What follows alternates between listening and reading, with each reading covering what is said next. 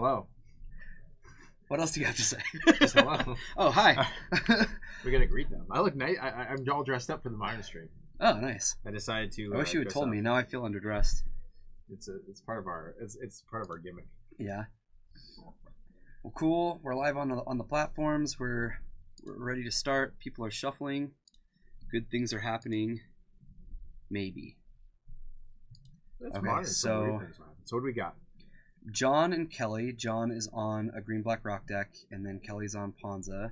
And then we've got Brian on Fairies and Bronwyn on red-green Tron. Okay, interesting.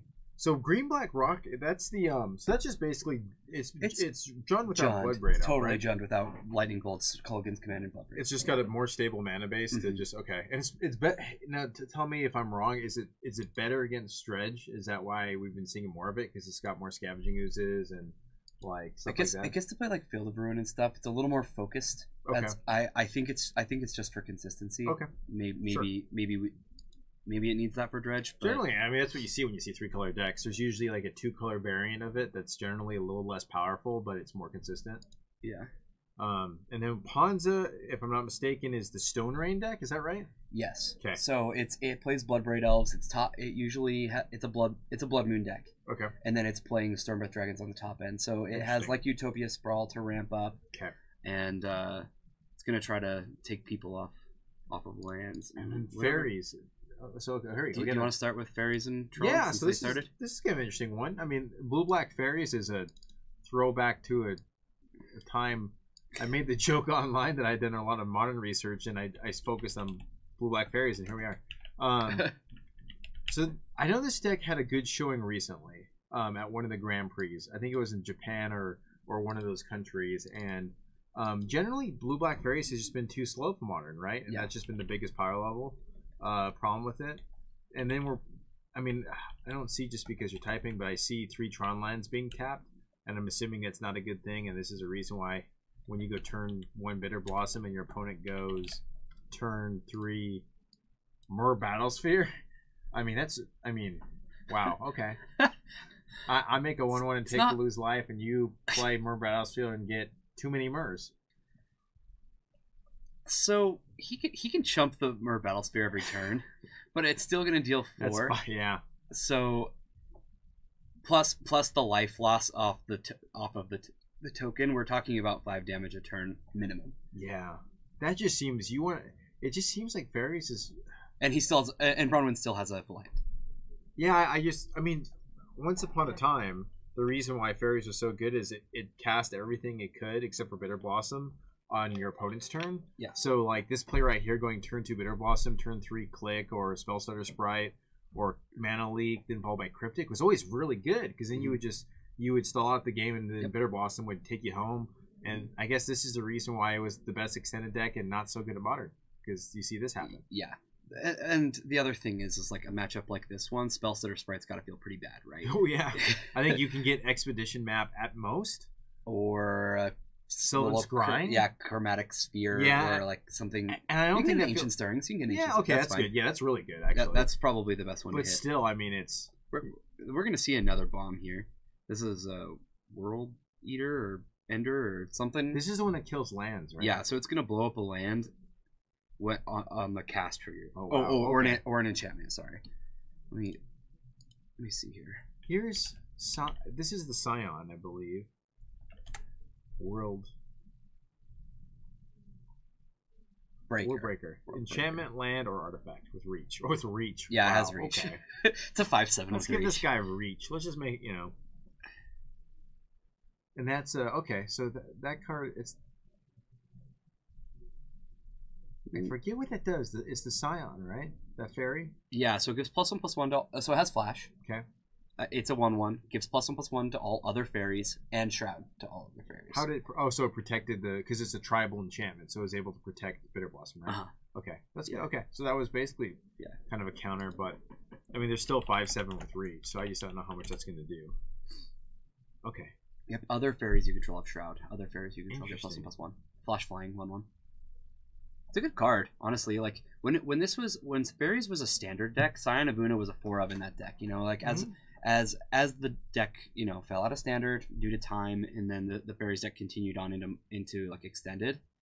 Scion of Una stopped seeing play, and Vendilion Clique was kind of the 3-drop of choice. Was Scion printed before Vendilion Clique? Was it like in Morrowind? Same block. Okay. Lorwyn.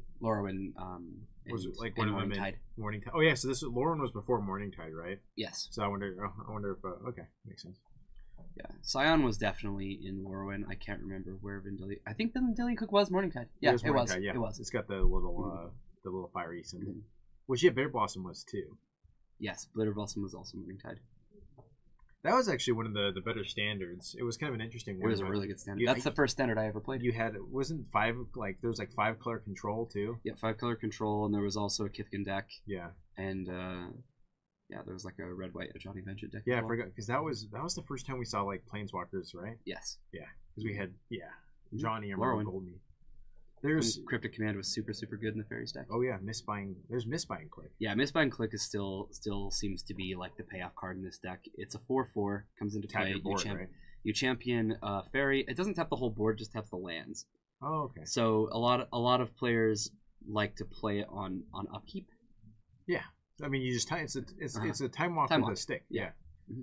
Especially if there's no board state for the opponent, then it really does feel like a time walk. I mean, he's doing a lot of neat things. It's just, I mean, the issue is there's still like how do you overcome this kind of? I don't even know how he's going to kill that 5/7. I'm sure Fatal Push isn't going to do it. I'm sure they play Fatal Push. I don't know if they run like a go for the throw. I wonder if there's a cast out. Hero's Demise, maybe cast out, or just like one of those 2 mana destroy effects. That's a Fairy Conclave. I wouldn't be surprised if that has like Hero's Demise, just because it kills Planeswalkers too for 3 mana. Downfall. Hero's Down. Yeah. Hero's Downfall. Isn't that a derogatory term? Yeah, that was kind of mean. I'm not sure who that guy is. Yeah, we should ban him. Give us bits or you're gonna get banned. Can we do that? Is that like a terms of service thing where I can't threaten people to give us money? I don't know, maybe. Yeah, bits or else, guy. Until somebody stops me. Let's see here. This card is not legal in Frontier, just so you know. Oh, that's good. I don't even know. What's Frontier? I think that was a thing for like a month. Penny, Vintage, Legacy, Commander, Modern. I'll tell you all the things. Alright, what do we got here? Oh, all is dust. Okay, so remember, Worldbreaker is a devoid card. So it's colorless. It is colorless. It's okay. So he still lives. Mm-hmm. Okay. All of Bronwyn's permanents are going to live through All is Dust, and literally all of Brian's, outside the lands, of course, will die. This needs to be countered, and Spellstutter Sprite is a good 2 fairies off of this. Yeah. Yeah, I mean, it's kind of sad to watch that, because you watch one player probably do about 5-6 different things, while the other one just kind of did 2. Yeah, and it just, it just shows you. I mean, that's the perfect definition of modern right there. Is if you can't respond to your opponent with something just as powerful, or stop their thing from being powerful, you're just going to get left behind. And I mean, we saw really good cards from the Fairies player. Yes, and they just couldn't do anything. Yeah, it was too late.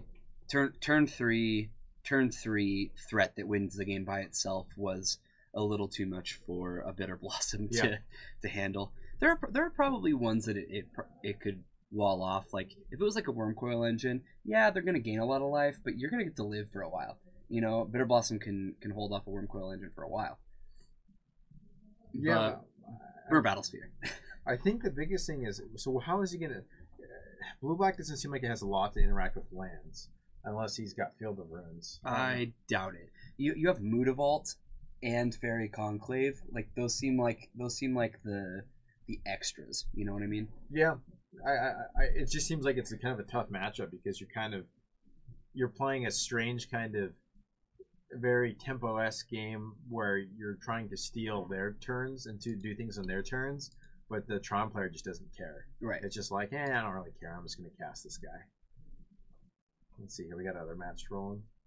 Yeah, while these guys are boarding up, we'll see what these guys start off with. So we've got, let's see, Rock versus Pawns. By the fetch, I do not know which one's which. I haven't looked yet. Windswept Heath This into Forest. We still don't know. I'm This assuming, is probably Ponza. I was gonna say I think that's got to be Ponza. Also, because I think green black's probably a little better. With black on. Yeah. Do you run Windswept Heath in a green black deck? Maybe. Well, well no, because Verdant Cannon gets your. Let's see, it runs. Well, yes, you probably have one. Yeah, you probably have like one green fetch that's not Verdant Catacombs. Alright, so we got Kelly on Ponza. And Blooming. John on green black. Birds. Yeah, Utopia Sprawl is a really, really good start. So, however, there, as we can see there is no second land. Huh. So you must have kept the hand because he had the sprawl and the birds. Yes, definitely.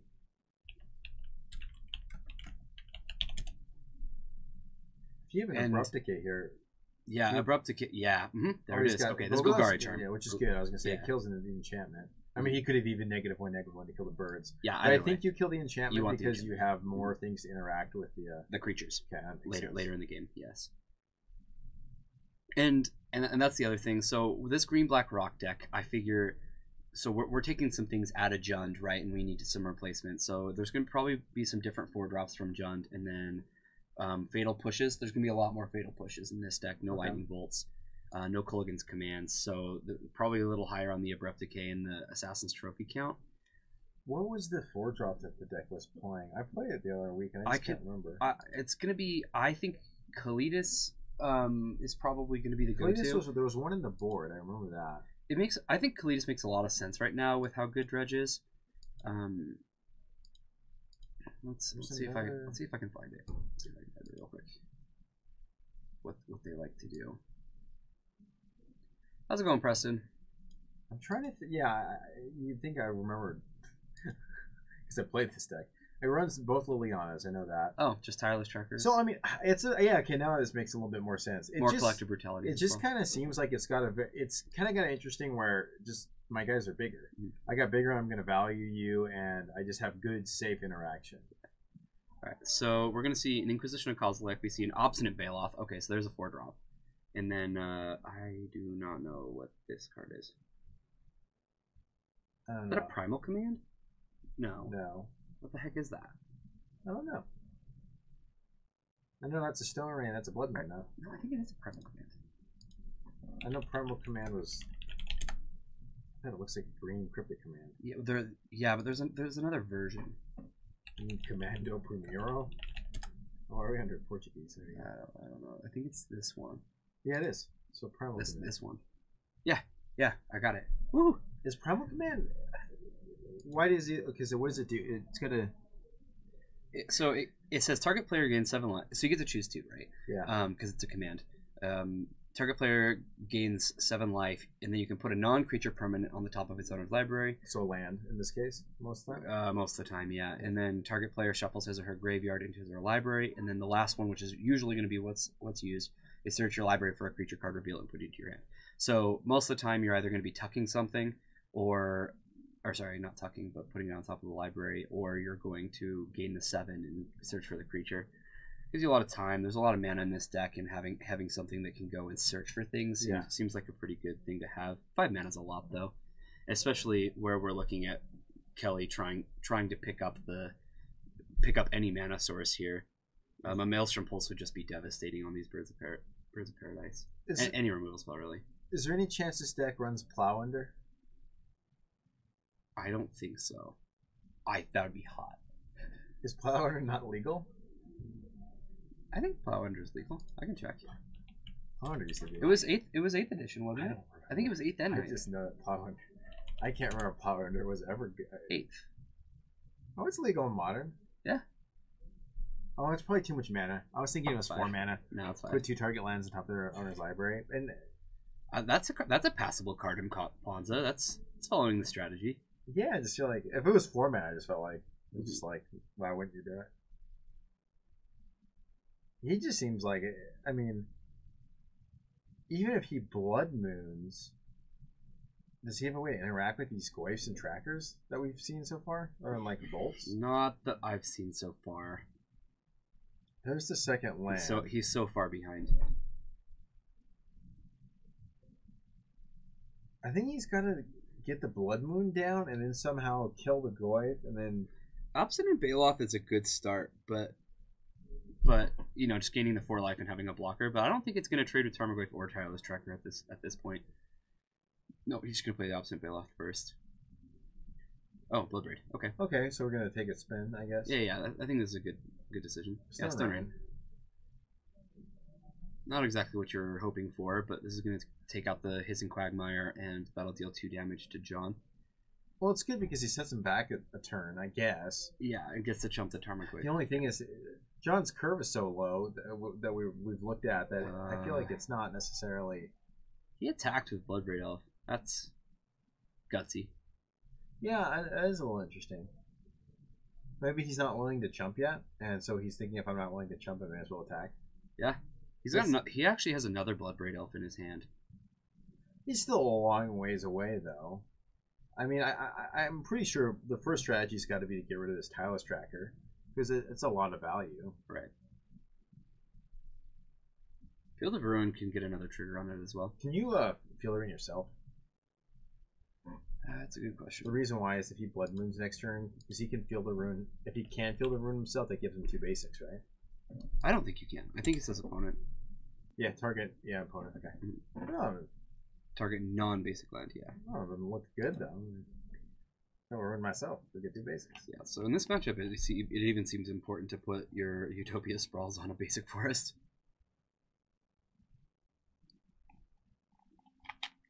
It's interesting that Field of Ruin's kind of kicked out Ghost Quarter. In Modern, it's so hard to keep players off a land because there's really not a lot of like high drops, right? Mm-hmm. I think it makes more sense to play a land that keeps your mana intact, right? Like you're not going down a land using Field of Ruin. Yeah, I mean it's interesting because the Tonic Edge, I mean that card doesn't even say play anymore, and I remember that was. I mean, it went Wasteland and then Tectonic Edge. It's the most useful to take out manlands. Like that's what it's for, right? Or Search for Azcanta when it's flipped. Yeah, those type of powerful lands. I think this is probably one of the better cards the Wizards made in the last few years because like it's always land interaction is always kind of difficult because just like the way you interact with land sometimes can be unfair. But this one I just feel like is like you gotta invest 2 mana, your opponent still gets a land, but you get a land too. So it just seems like it's just I don't know. I like it because it addresses you're right, like Search for Azcanta and stuff like that. Kind of makes me wonder if that's the reason why they printed it. It was in the same set because those flip cards become those lands that are pretty good. Okay, so here's the primal command. Now if I had to guess, we're gonna find a creature, and we're gonna gain 7. Yeah. But he's still got to deal with. I mean, he's still got a lot of. I mean, what is he like? What's his out? Like, what is he looking? If I'm Kelly, like, what am I trying to put together right now? Because my opponent's slowly amassing 2 things. He's getting big dumb guys, and also he's amassing clue tokens, so he's going to be able to draw cards.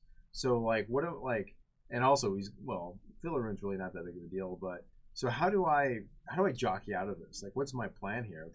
Do I have some way of wiping the board, which is going to kill my birds? Do I have a way of just kind of getting through the window and winning? Like, what's his objective? Like, what is he constructing right now in his head? I'm not sure. I don't know his threats, right? Like, I feel like the best way Ponza's going to get out of a situation like this is by playing a bigger creature. And that's really hard to do on this board. Do they have like a Woodfall Primus or something? That'd be really good. He's a little far away from playing that. So I'm not sure what he searched for. Because I mean, he can get Bloodbrave value all day, but I mean, it still doesn't address the problem of Tassiger and the Scoif, and there's going to come to a point where John's just going to start cracking these clues. Yep. His tracker's going to get bigger, and he's going to draw cards. That's the other thing about Field of Ruin is that when you crack Field of Ruin, you get your own land, and it does trigger your tireless tracker. Kind of cool. I would like.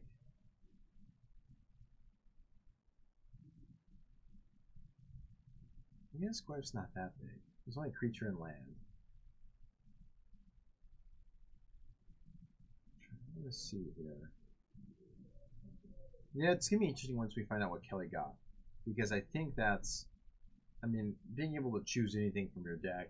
I mean, he must get something that's either going to help turn it around or, you know, stabilize more. Right. And having access to 5 mana. Well, that's the problem, is that he continuously has to activate his birds for mana, and really at this point in the game, they're gonna have to chump here pretty soon. Well, yeah, even these attacks, I mean, are going to get overwhelming.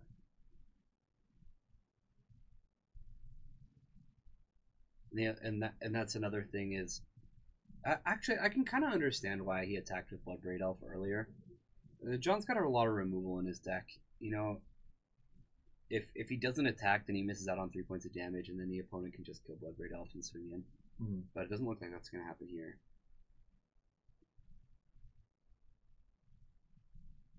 Yeah. Force him to invest his mana. Yep.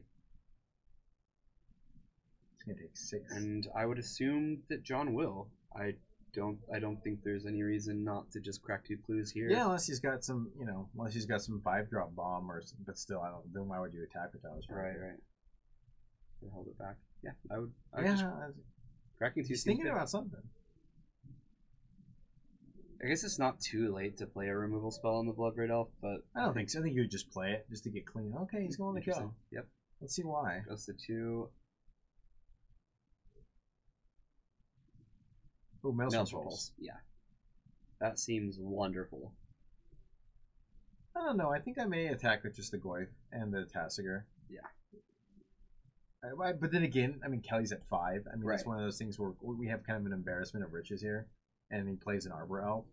So it's not him cracking a clue. I mean, I think now because Goyf is a 3/4, I think we're just now just a removal spell away from him winning. Mm-hmm. So I think it probably was just didn't matter as much. Another clue gets cracked here. He's trying to dig here. Attack, yeah. He's got a block. He has to block, yeah. Well, I guess he could take the Tasigur hit. Well, I'm curious. I want to know what he got then. What did he get with that Primal Command? He didn't get Arbor Elf, did he? Maybe. Just to get more mana? Did he select 2 different modes? I'm a little confused. It seems, did he shuffle his graveyard in to make the Goyf smaller? Like, I don't know. I think he did. I think he shuffled John's graveyard in. Because remember, Goyf just had creature and land, and there was a lot more in before.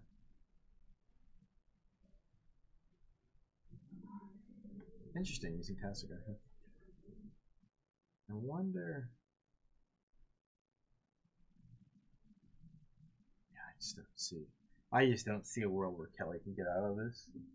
Even if he deploys out Blood Moon earlier, I don't even think it matters. No, I don't think so either. Because then he's still looking at a Goyf and a Tireless Tracker. And I'm pretty sure John won game 1 as well. Yeah, no, he did. Kelly went first this game. Yeah. So this one's over. You want to go? We want to go ahead and switch back. Yeah, let's do it. Yeah, I don't see. I mean, Kelly could. Okay. Yeah, we got some sweet stuff going on here. So we've got a Bitter Blossom that's active and has got a bunch of guys out. There is an Echoing Truth on the Worm token. Oh no, he's Thought. Okay, this is in response to Thought Knots here. So Thought Knots here is going to take either the Echoing Truth or the. Okay. So keep the Echoing Truth. So the Life Touch one's dead. Let's see here. Okay. Grolter. Is that Grolter? I think it's not. Oh, I think it is Grolter.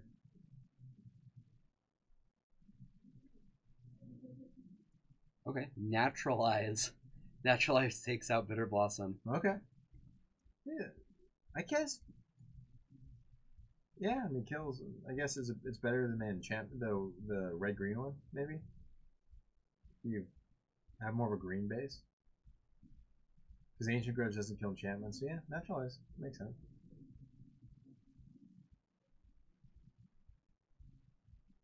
Yeah, he's... So there's an Echoing Truth, which doesn't seem that great. Here comes Basilisk Collar, which by itself doesn't seem amazing. Well, it's going to push him away from dying. Yeah. Push her away from dying. And the sad part with Brian is he's actually the one dying. Yeah, he's behind. He's got 3/1/1s. Gosh, it's like the same situation. It's looking at the board and having a Bitter Blossom on the field for 4 turns versus a Thought-Knot Seer. It just seems like he's outgunned again. Yep. He's got the Echoing Truth. I mean, Echoing Truth, the token's okay. Echoing Truth, the Thought-Knot Seer is actually not terrible. He'll draw a card. If he actually draws a card and it's, I was gonna say if it's a Spellsetter Sprite, that would have been the hotness.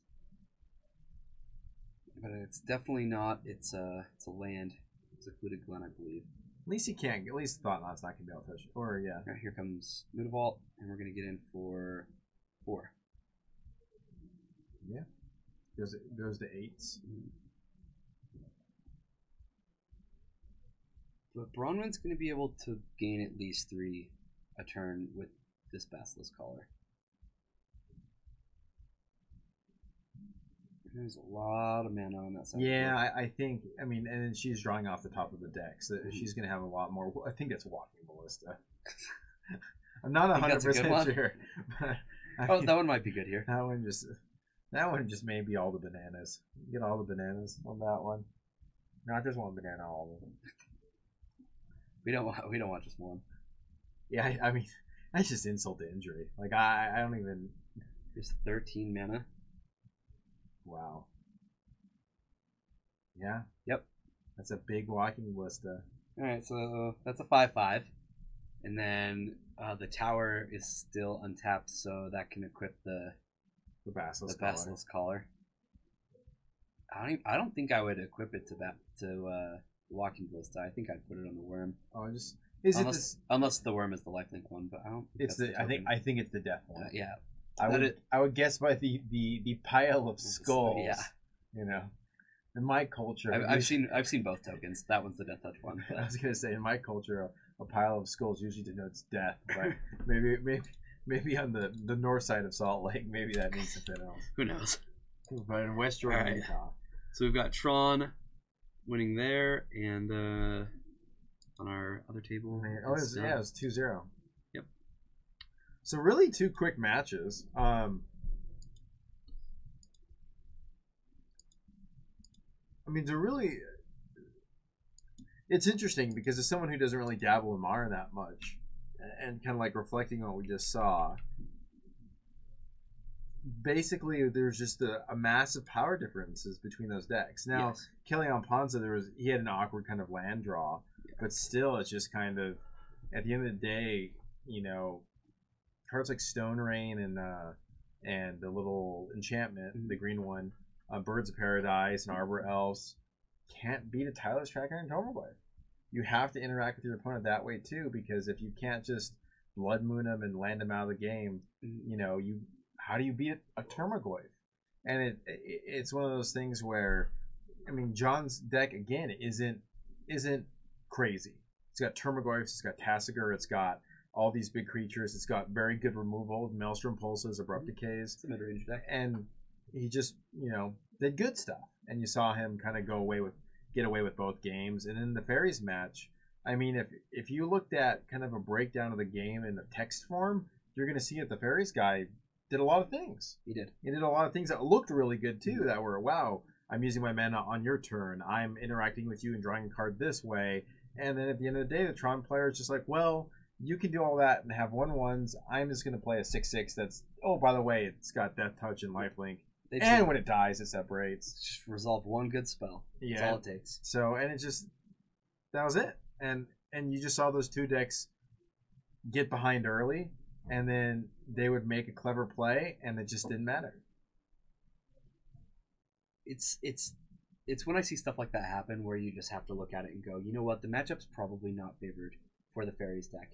It looked winnable. Mm-hmm. It definitely looked winnable, but it did not look. Wouldn't look like an easy match. If you're playing, if you're playing blue black fairies, what are the decks that you want to see? Do you want? I'm assuming you want to see the Jeskai controls. Yes. Some sort of, I don't know if Grixis control's still around, but just some sort of slower deck, maybe even Storm. You know. Yeah, decks that have to tap out on their turn. Mm-hmm. Like, yeah, those are kind of nightmares. Like, I feel like control can do something, but the fact that fairies can play the whole I can play my cards whenever I want. Yeah. It really makes it hard on control, but yeah, I'd say most decks it's just fine as long as as long as their starting hand is quick enough. Yeah.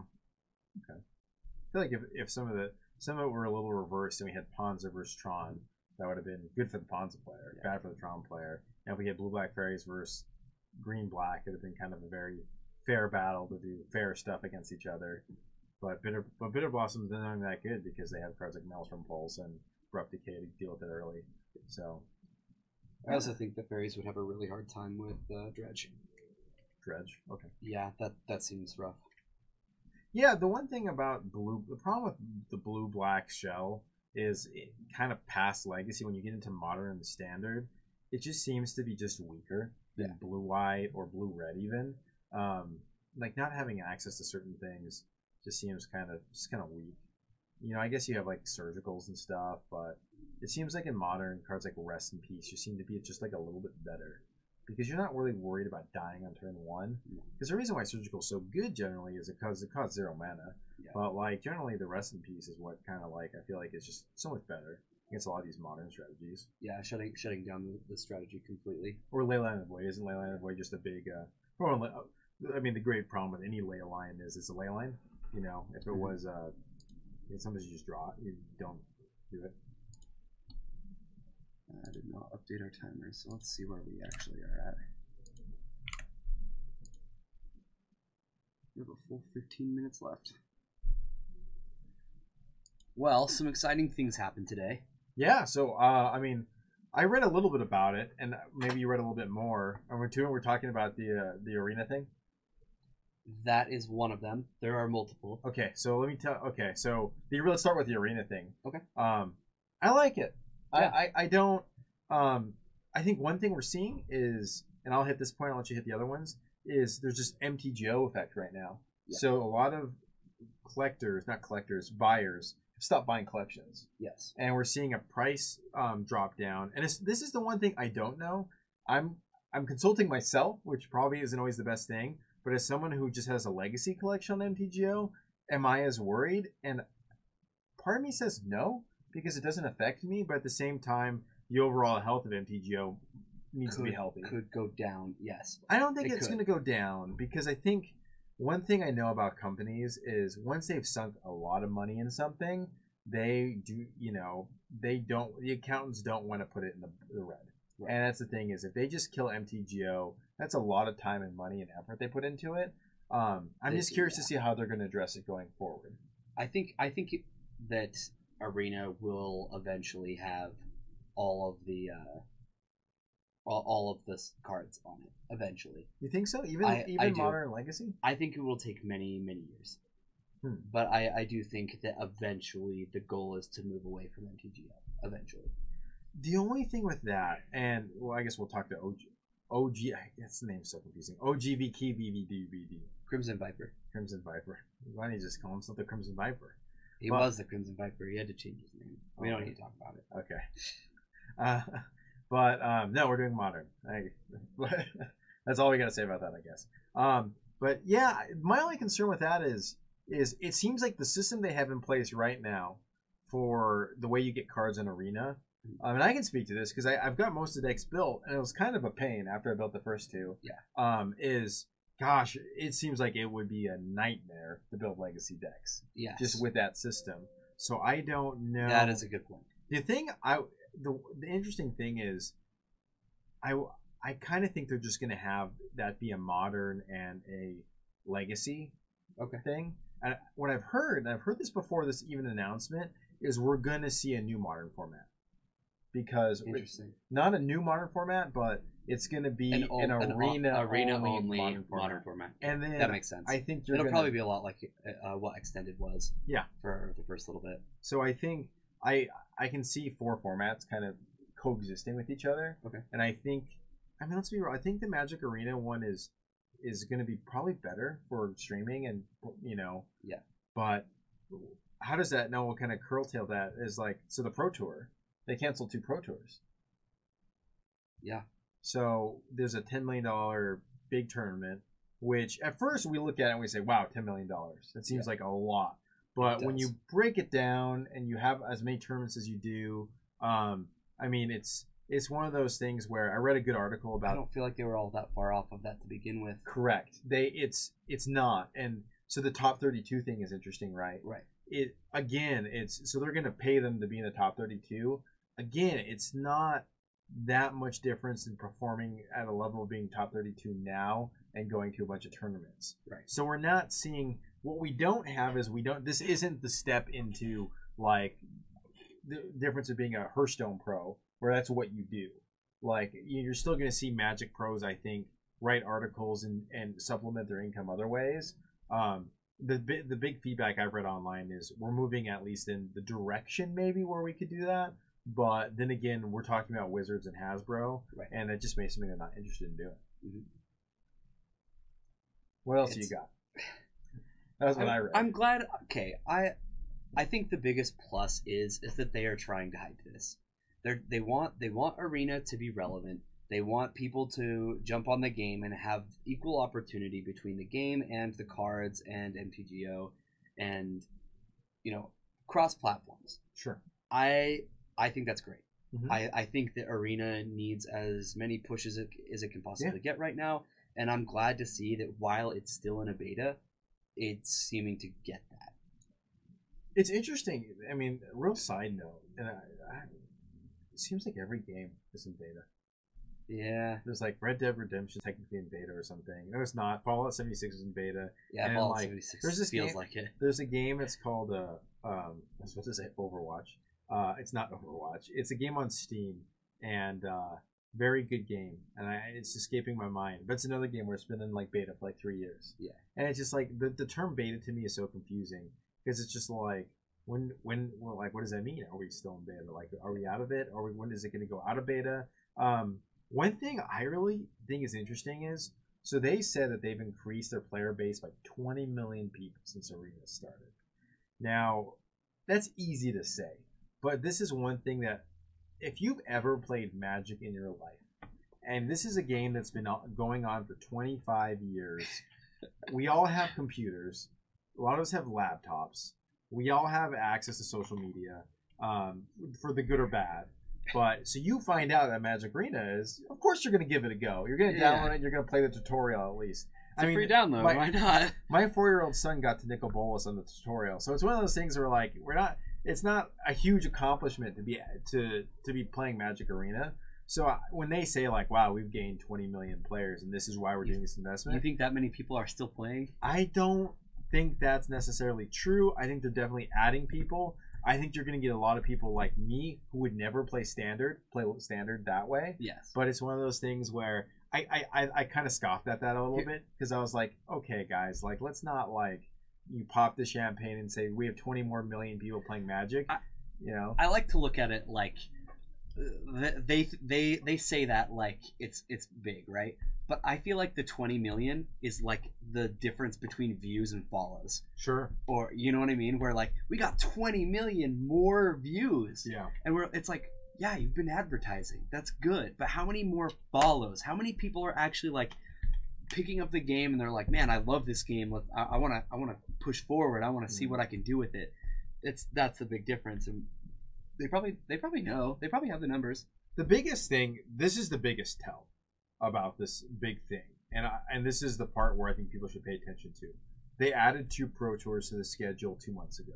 Okay. They removed 2 Pro Tours yesterday. Okay. That's 2 months. So what changed?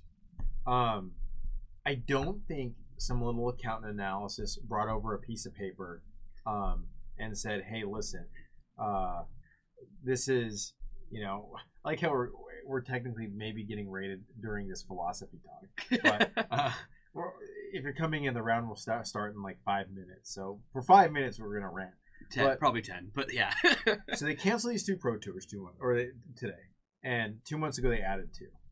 So I don't think a little analyst walked in with a spreadsheet yesterday or a few days ago and said, "Hey, I crunched the numbers, dropped the Pro Tours, put 10 million into," you know what I mean? Yeah. But something was shocking enough to the point where they decided, we appreciate that. We're streaming some sort of Paper Legacy or Paper Modern, and our round ended early, so we got about 5 minutes to the next match. But so we're talking about. Thank you so much, Jay Cloud. Appreciate it.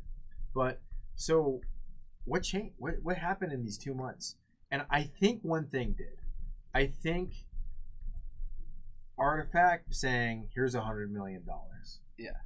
We're gonna come out at the same time you're coming out, and we're gonna duke it out with you. And Valve saying, "You know what? We're gonna put our money behind Artifact." And I think Hasbro probably got nervous and said, I've seen this multiple times with Wizards though. How do you remember the weird standard transition where we used to do this whole thing where we have a 3-set block, and then we have a core set, and then a 3-set block, and then a core set, and then the next thing you know, they're like, "Hey, we're gonna switch it to have 2-set blocks, and we're gonna do a 2-set block and a 2-set block." And there was a weird transition moment through the Khans of Tarkir block, right? Yeah. And through this switch, they were like, "We're gonna rotate standard once in every year and a half instead of 2 years." Yeah. They knew that was going to be a weird transition moment. Yeah. And when they hit it, they instead of like embracing that weird moment, they go, "Oh, this just isn't working," and then they revert back. I wonder if it has to do. So they didn't even get the testing done. So the financial year end ends in October. So November, December is your January 1st for corporations generally. So that's also the thing is that time they got the fiscal year end stuff. Yeah. And then after they added the 2 Pro Tours, and that's when the little analyst came over and said, like, "Wait a minute," you know what I mean? So it's hey, I don't think we can do this, guy. Remember how you told your whole fan base that this is what you're?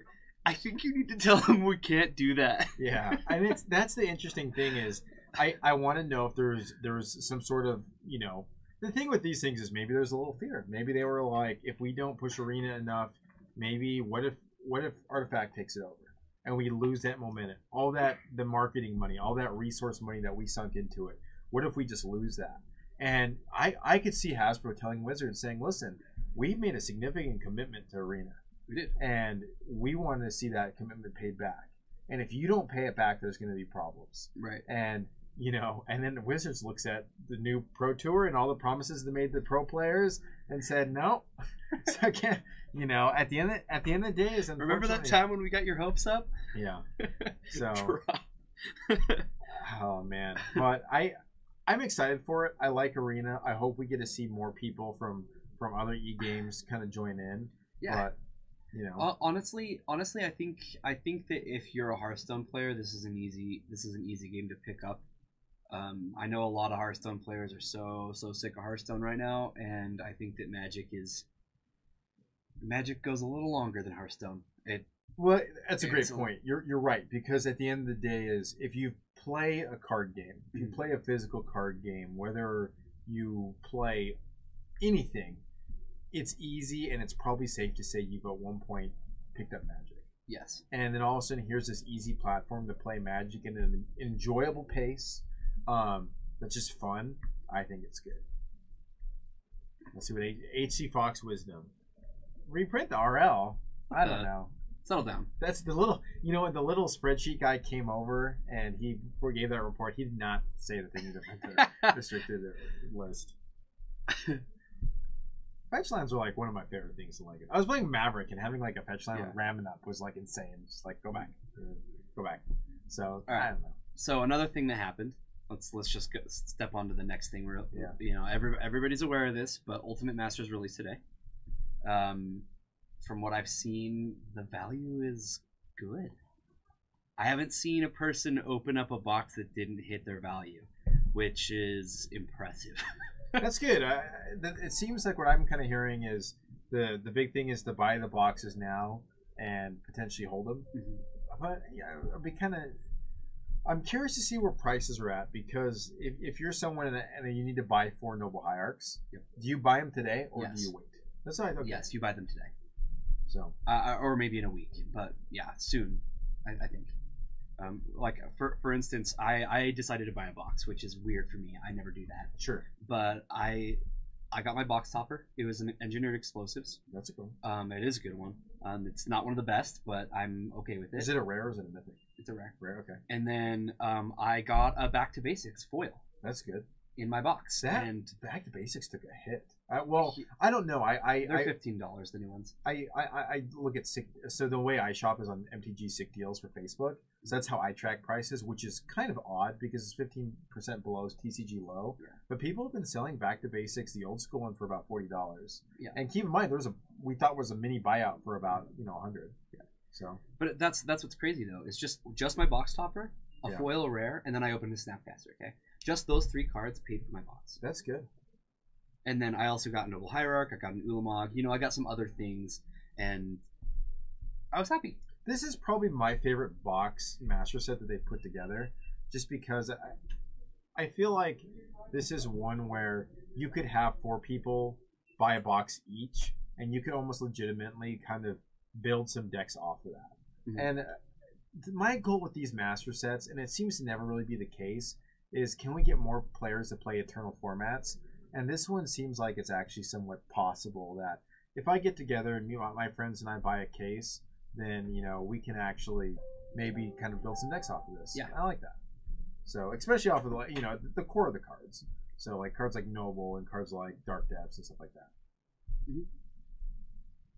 The box topper foils are interesting. I was looking at the Termaglyph. They're beautiful. The foiling looks really good on them. It's interesting because it doesn't even look like it looks like a strange Magic card. I mean, that's what it is, but yeah, it's definitely got a different feel to it. I'm glad they went through something different.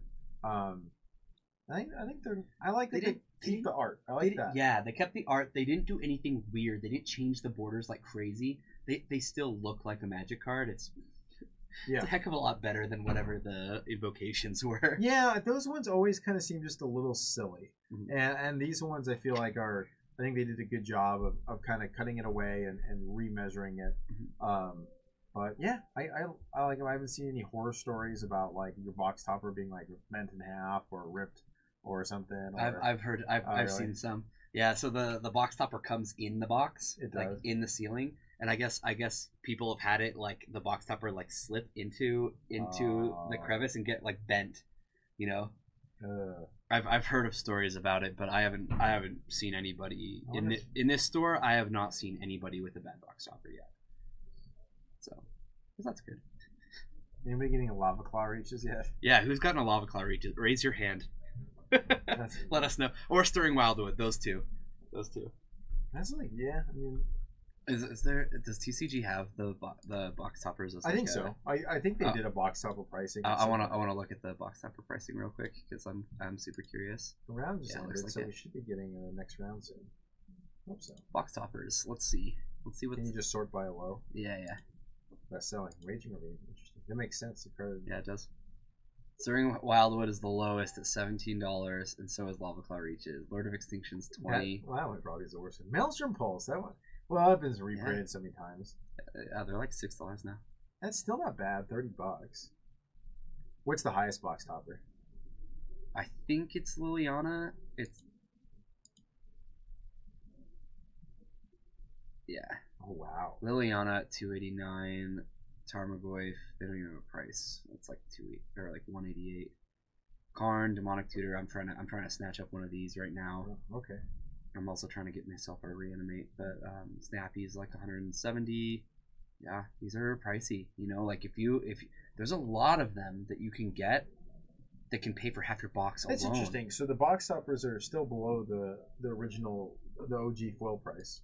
OG foil price is going up on those guys. Yeah, they're becoming harder and harder to find.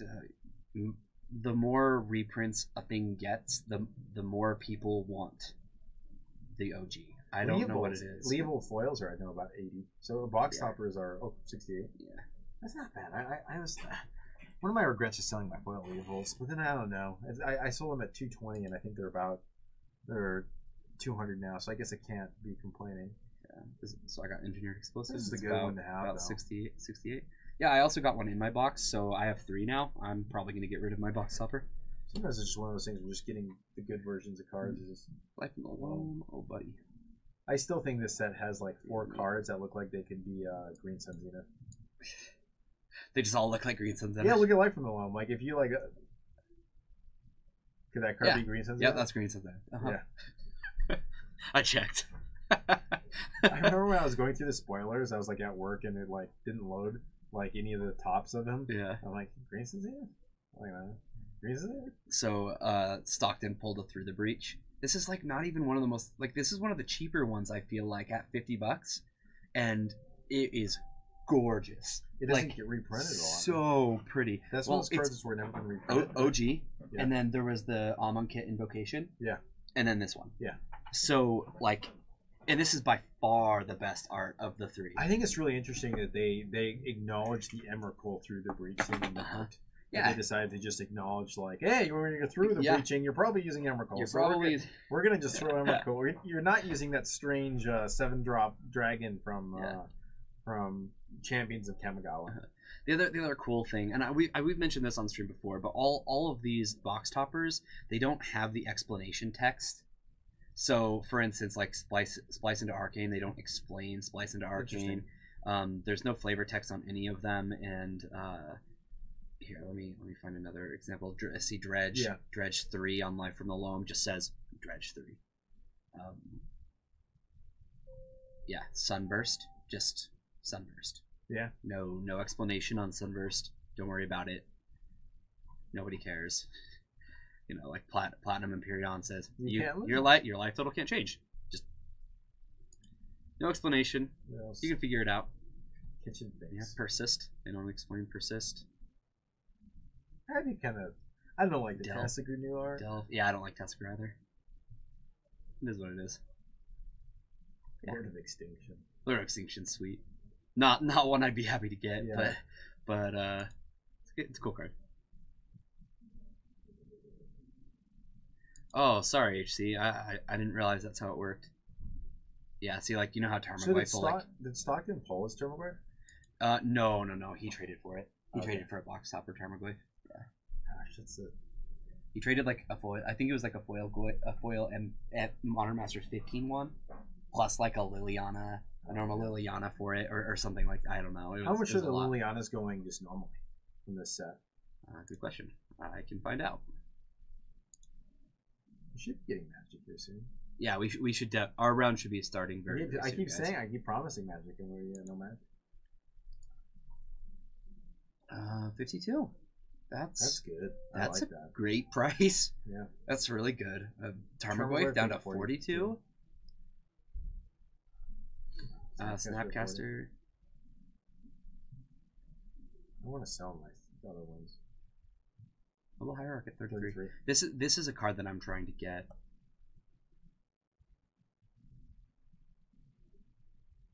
You found the new hotness for your Jund sideboard. Wow, this one's got 21 and it's selling over 33 a pop.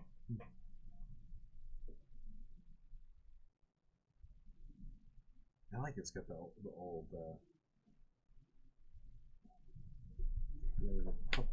Puppet's Verdict. Flip a coin. They're already starting off good. Can you play that in Modern? 50% of the time it works 100% of the time.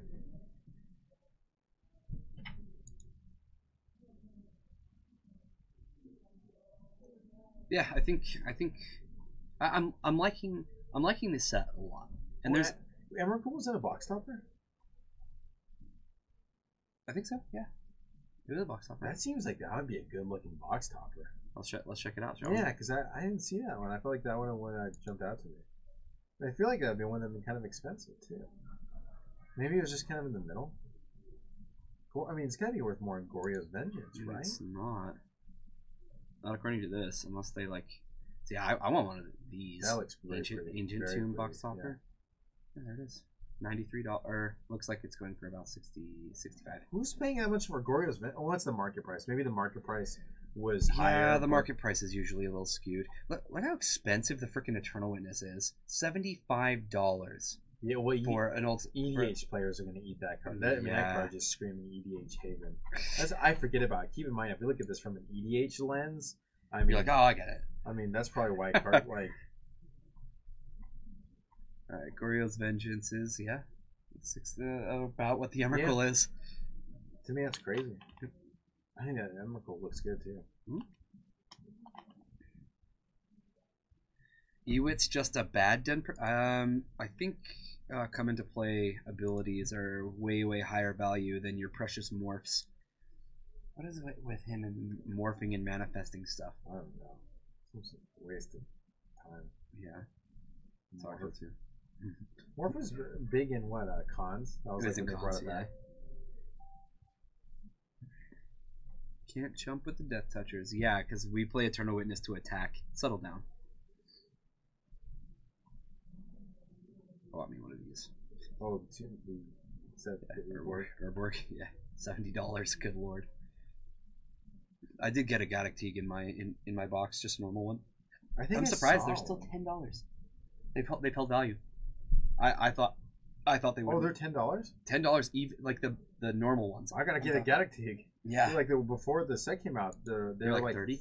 Even more so for the Lorwyn ones. Yeah. Or whatever. Everyone was just kind of lame. I don't know what the. I hope it's dropping.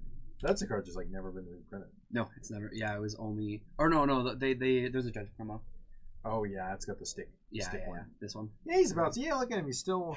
The Lorwyn one. The Lorwyn one you can get for about 20 now. 25 ish. Lightly played 21. Yeah. 22. What's the Ultimate Masters one? You said 10. Oh yeah, 8. Oh, so. Okay. Yeah. I'll trade you mine. These are so low. I already have a Lorwyn one. I'm shocked how low these are. If you want one, I'll get you one. I don't know if I want to play Maverick again. Yeah, I had my dose of Maverick. You played it one time and you were like, I actually like really enjoyed it, and it did good, but it's like hard to play decks like that because you end up devoting a lot of time to them, and then before you know it, you got to play your other deck. It doesn't pay off. It doesn't correlate very well. Right. If it would be different if I was playing like a Bug Delver variant versus Grixis Delver, but going from like Maverick to like Miracles is kind of like not on the right mojo or whatever. I like what they're doing these prices. This is good. I think it's good for. Well, that's what's so good is like the last couple master sets, they've reprinted things that needed to be reprinted, but once it happened, it made the value of the packs not worth their MSRP price. Yeah. Which this one, they've lowered prices, but you're still getting your value out of your pack. They found the balance. Or at least I think they've found the balance. And they picked good cards. I mean, that's the thing. I think they kind of missed on the commons and uncommons. Oh, I didn't even look at those. But the rares seem great. Did they reprint Swords of Plowshare? Because they seem to do that every single time.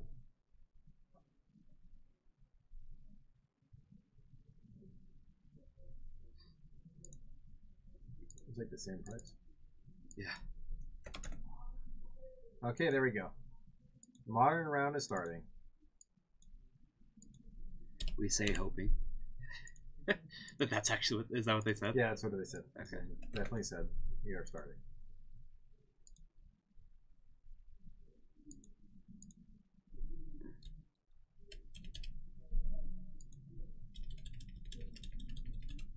Let's see here.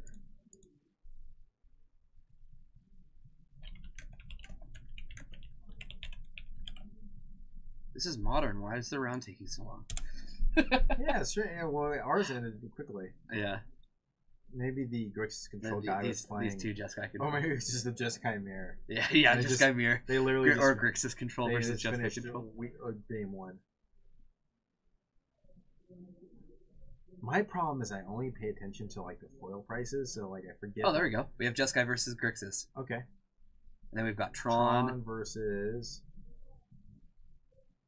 Hardened Scales.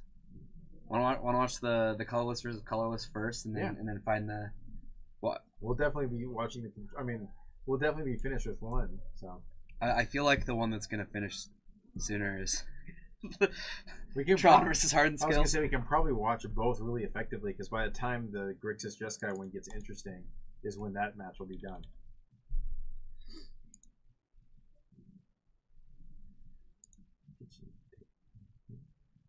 Okay, so I believe that's Bronwyn. This is Bronwyn. So Hardened Scales is affinity with Hardened Scales, correct? Oh, they're saying humans versus.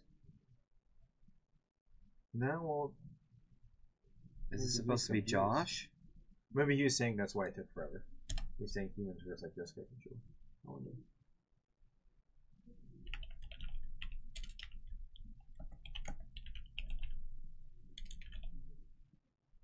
We'll find out the old-fashioned way. Oh. So he's saying Alec is on humans.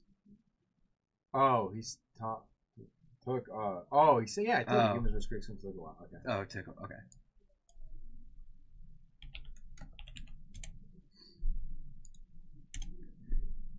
Doctor guy. What is Hardened Scale? I don't know what Hardened Scale is this. What does Hardened Scale do? It's, you remember the Affinity deck? Yeah. Same thing, but Hardened Scales. Is it? What's Hardened? What is it? So Hardened Scales is an enchantment, for 1 green, and it says whenever a counter would be placed on a permanent you control, you place an additional one. So it's really good with that Arcbound Ravager card. Why? What set is that from? It's like Dominaria. I don't know. I think it was Khan's block. Oh, I think so. Well, we're gonna check it out regardless. So.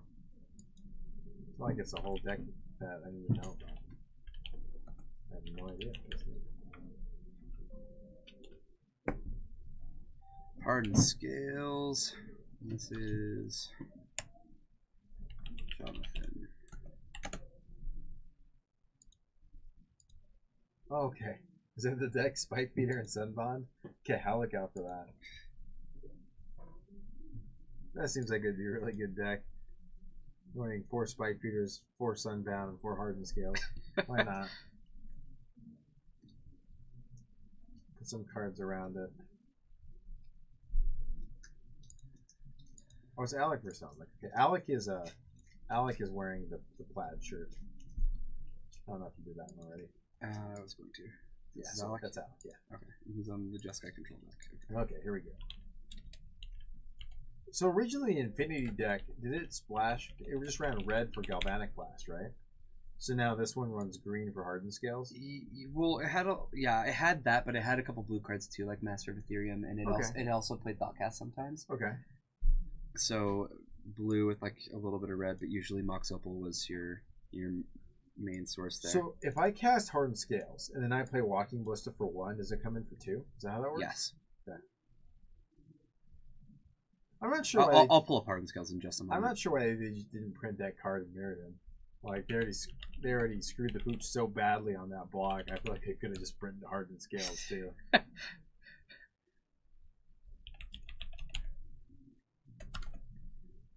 That was an interesting time to be playing Magic.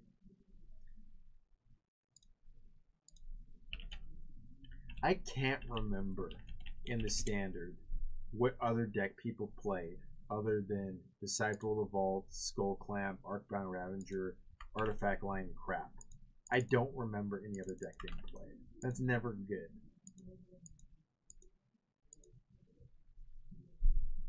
There's our Hardened Scales, so I believe so we've got so it's like the snake thing. Yeah, but it's like a colorless deck. Yeah. You got Steel Overseer, this little modular creature here. So why did this come to prominence now? Because it's a cons card. Like, why is there like a reason that, or did somebody just kind of like? I think it took time for people to figure out exactly what it needed to be. I think everybody was so hellbent on having the snake in there as well that they didn't realize that the deck was just affinity when you add in Hardened Scales. Because it really is mostly just affinity, but they've removed a lot of the color.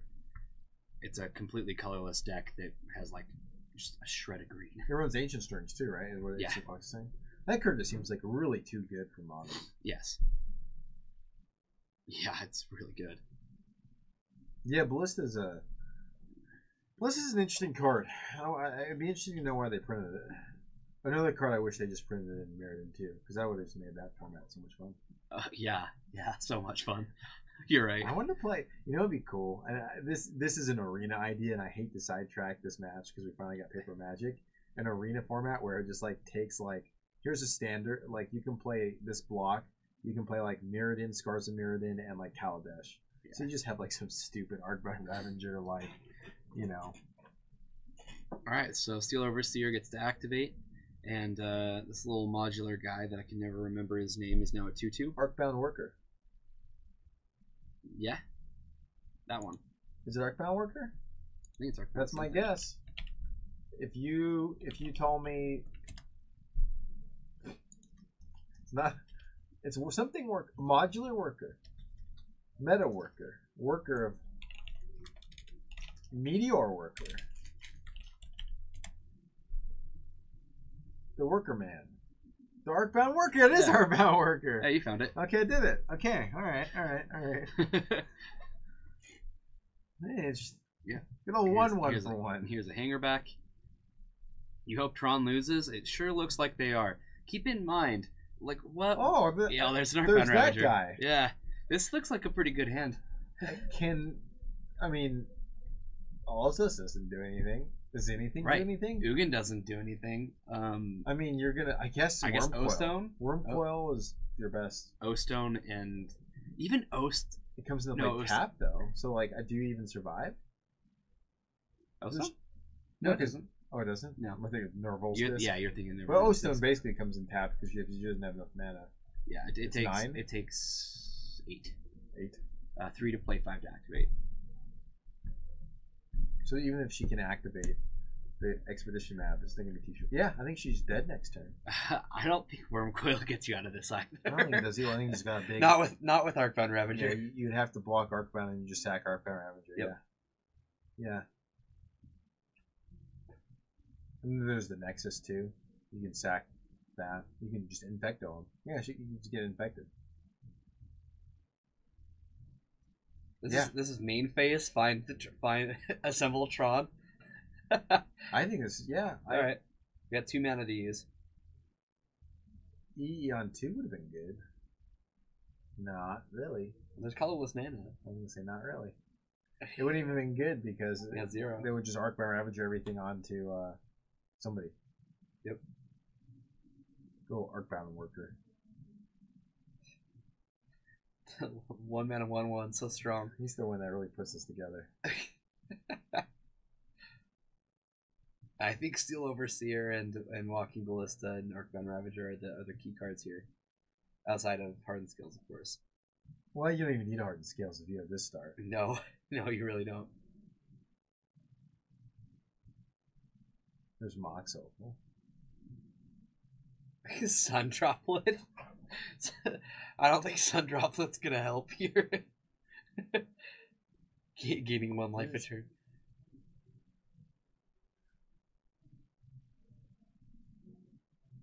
I think she's dead. Oh yeah. I don't know why Bronwyn's playing this out, but she's dead, Jim. Well, we called that one right. That one was going to be over way quicker than whatever's going on over here. Match. There's an Ancestral ticking down. Mm-hmm. Looks like it came in play turn 1. And oh, maybe not. Alex 2 lands ahead. So Dominic's behind on lands. That is the worst place you want to be in a control area. Yeah, I mean, this Ancestral is going to be interesting because I think you want to fight over it. I think you have to fight over it. I think, okay, looking at the 2 decks, Grixis is going to have a lot more creature removal, and all of Alex's creature removal also gets other things. I just feel like game 1, Alex's deck is so favored. There's a disallow on a less dead cards. Well, it's interesting because now he gets to cast anything. Like, I don't like. Well, he's got a Cryptic in his hand. But I mean, if he had Teferi that turn, that would have been insane. He didn't cast anything. He just All right, Ancestral draw results. 3. So Alec is maybe thinking, I think I'm just gonna let Dominic tap out because he's only got 4 mana, and I'm gonna be able to fight that war. The thing is if he goes Cryptic Command there, which is all he had, and that gets countered, then all of a sudden Alex's game is completely gone. Like, HC Fox is right. I've been really impressed with Expansion Explosion. You don't know how many Chemister's Insights I've Expansion Explosioned and just drawn 2 cards too. I draw 2 for 2. I always think Chart a course. Oh, me too. Yeah, Pick me. So. Yeah, I mean they're going to get into this weird stalemate, and you're right about the removal. The different accesses is going to favor Alec. I'm assuming they're both trying to win through Jace, or Jace or Planeswalkers. Yeah, but Teferi just seems a little better. On Alec's side, yeah. Dominic's probably Jace, and maybe maybe he plays the creature Nicobolas. Maybe. I don't think so. I don't know what his win con's going to be. I don't see it. Well, it seems too slow at turn 4. Yeah. Yeah, he's got just might just be Snapcaster Mages and Creeping Tar Pit. Alec looks. It kind of looks like the cards he has just kind of don't fit the bill. He's got Timely Reinforcements and Path to Exile, and that's just not really doing anything. And Dominic kind of being able to wait for that Ancestral and Alec not taking advantage of it, he got back in the game. Yeah, Ashiok seems like a good choice for the Grixis control, definitely. Well, it seems good against the control mirror, but really good. It didn't seem very good against like when your opponent's hardening scales you. When Arcbound Worker and his friends are like, "Hey, we're here, and we're gonna do stuff." This is actually one of my favorite parts of the control mirror. One thing I've kind of learned is I think sometimes people get too nervous. And I think they just get into this turtle where everyone's bluffing each other. Mm-hmm. And I'm like, sometimes you just got to put your pants on and you just got to go to town. And like, you just got to send it in. And there's just times you win the game because like your opponent's you made a move. All right.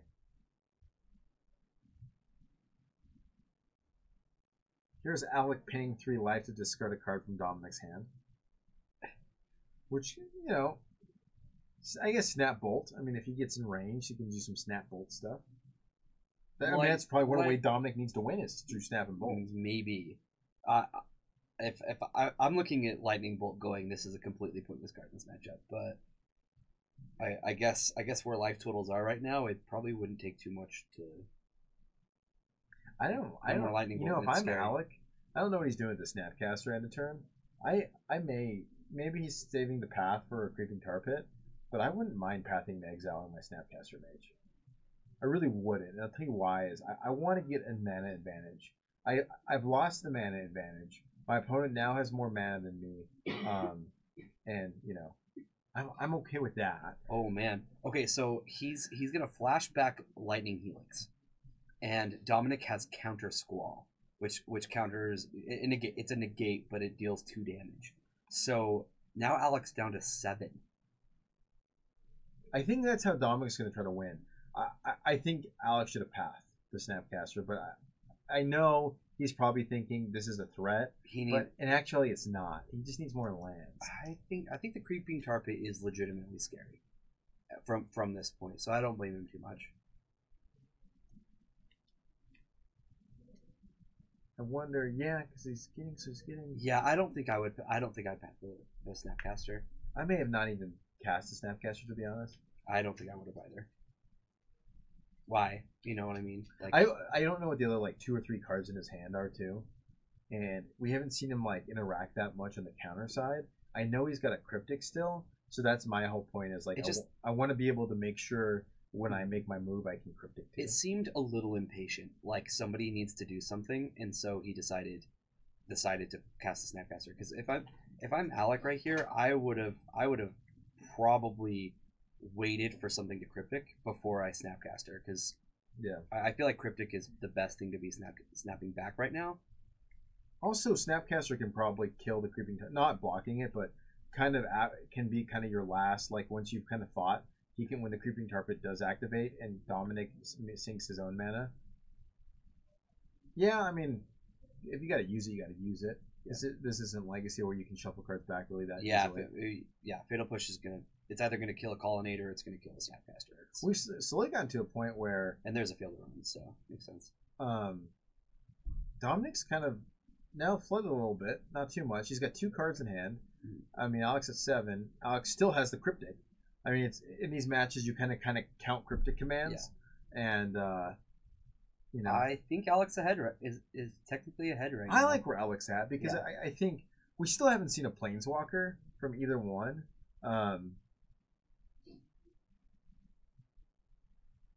The main phase Snapcaster, if I'm not mistaken. There's Cryptic. I like that Cryptic. One of the old. Okay, so both players are holding them, and Dominic's gonna get the draw. Yeah. You know, you say you don't like it, but honestly, it got Alec to do something.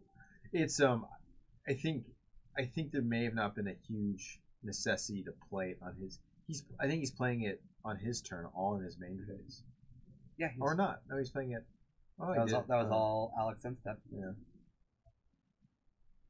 And now just 2 hits with this Snapcaster, which we know there's a path to exile, but I'm surprised Alec didn't path when Dominic was tapped out. I'm surprised as well. So here comes the creeping I guess carpet. he's gotta hit creeping carpet. Yeah, and he wants lethal now. Incoming, we've got a path to exile on the creeping carpet, and he's gonna go 2. And another path to exile. Okay, so I was saying how Dominic probably had more dead cards, but in all reality, Alec's been the one that's just been sitting on path to exile all game. There's that too, yeah. Well, I mean, it dealt with the creeping carpet, and yeah. I mean, this is the part it didn't do nothing. It did a thing. Here's a land from Alec, and now we're just staring at each other. Draw it to Ferry. I think that would be pretty powerful. I mean, I want to see what Dominic has in his deck. It may just be just good stuff. That's a good thing. I bet you the game lasts that long. I think it's going to 2. I think the game will last. There's 2. Wow. Okay. If Alec doesn't find something to kill Dominic before these resolve, Dominic's got this, right? Well, yeah, he's going to draw. He's 7 cards that turn. Yeah, I don't see how else he would lose. Kill me sooner or else, exactly. Well, okay. Well, there's a filler rune on. There is a filler rune, yes. There is a second filler rune. Well, his draw's been pretty good too. Don't know why. I'm just not sure. I mean, Alec just must not be drawing anything. Yeah, he's probably just got a bunch of lands.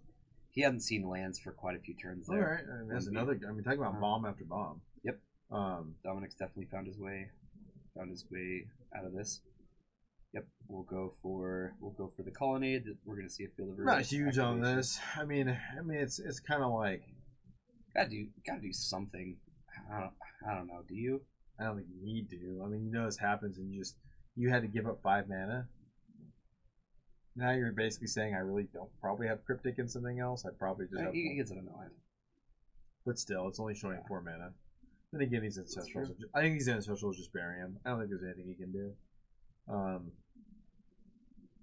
Yeah, I mean, being able to cast 3 Ancestral Visions is pretty good. Yes. 3 mana to draw 9. Sounds like a good plan. Yeah, Alec's just gonna pack it up. Yeah, yeah. And even with his Kanta just flipping, I mean. Yeah. And I bet our Hardened Scales matches are what? Oh, looks like game 2 is still going. And look, this is turn 4. Yeah, I mean, there's a dampening sphere, which is doing something. It is. And yeah, they're both at 20.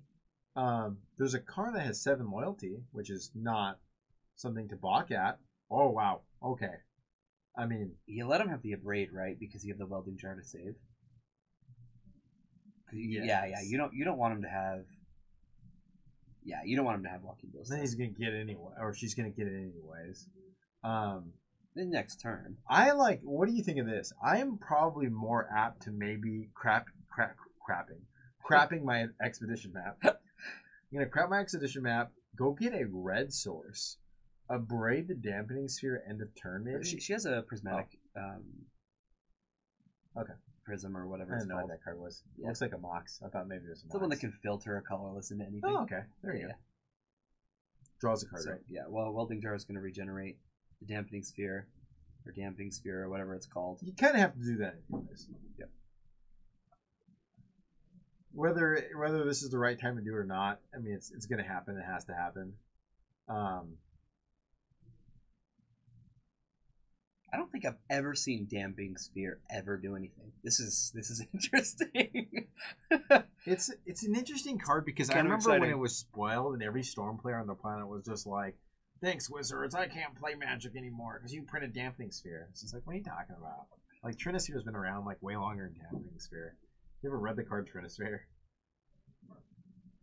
It's interesting how people overreact to these new hate cards. HC Fox, artifacts have evolved from the old days. They're better now. When they're tapped, it doesn't do anything. This isn't Howling Mine. Little mono artifacts and poly artifacts. Is that what it is? I don't even want to bring it up because HC Fox will probably go on some. We'll have like a whole speech about it. Yeah, he will. The advent of poly artifacts versus mono artifacts and the Great Purge. All right, we're getting in infect damage, and it looks like there's multiple. I can't see. Well, I appreciate them trying. Yeah. I appreciate. We're just gonna assume that's the first hit because I think it may. I think they had a die there for already. It wouldn't surprise me if it had hit for one. We'll say hit for one. It's either 2 infect or 3 infect. All right, so ping 1. This is gonna. Abrade again. Okay. Right. So, Sphere, and now we've got mana.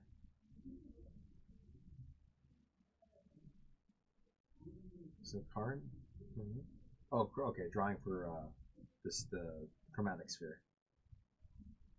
So Karn's got a Walking Ballista underneath it. Tron's now active, so she has 6 mana. So she can crack the map and get another tower to give her access to 7 mana, right? Because she has to vote 2 to go get it. Did they -2 off of Karn? Oh, she did -2 and she made a person. Oh. No, she made a person. You -2 is a person. They made a person. I thought they were gonna get Walking Ballista. A person was made. They made a dude. Whoa, I never knew that. Is that Urza in the back? You ever notice that?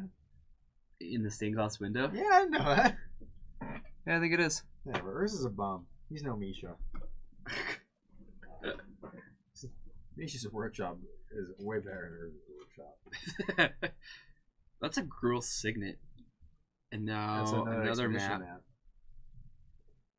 Can she take a turn off and just make a humongous Walking Ballista? That's kind of where my head's at. I don't know if that's right. Well, this next turn... Oh. Why was the guy made? Is it just kind of to like represent, like, is it just to protect Karn? Just because, but I think Karn would have lived anyways.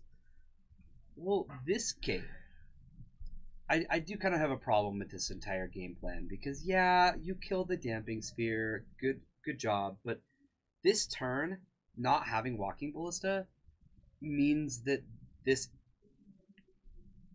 land is going to be bigger than what a Walking Ballista is going to be able to kill. I think, or maybe it can. Maybe there's enough mana. I don't know what that is. Is that Throne of Geth? It is Throne of Geth. So you can sack a creature and Proliferate. Proliferate. No, it's not sacrifice a creature. It's sacrifice an artifact and proliferate. Debate will be better. Okay. Yep. So we're pulling up Inkmoth Nexus. Using both of our Steel Overseers. So now this has 3 counters on it. So he can sack. And we're going to sack a 4. Yeah. So that's going to be 8 infect, right? Proliferate. Yeah, and Proliferate also does the infect counters itself. There may be something just said that may be... I think that's all she wrote. Flying. Yeah, it has flying. And that's what she didn't realize is probably... Oh, well, she's at 9. I can tell that is a 9. What? Why not just sack your other land? To proliferate again.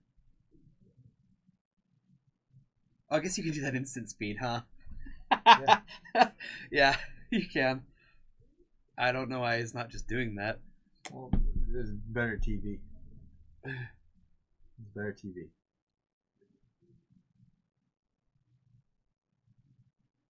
I remember one time I watched a Yu-Gi-Oh episode. Why? And said Kaiba I was like 12.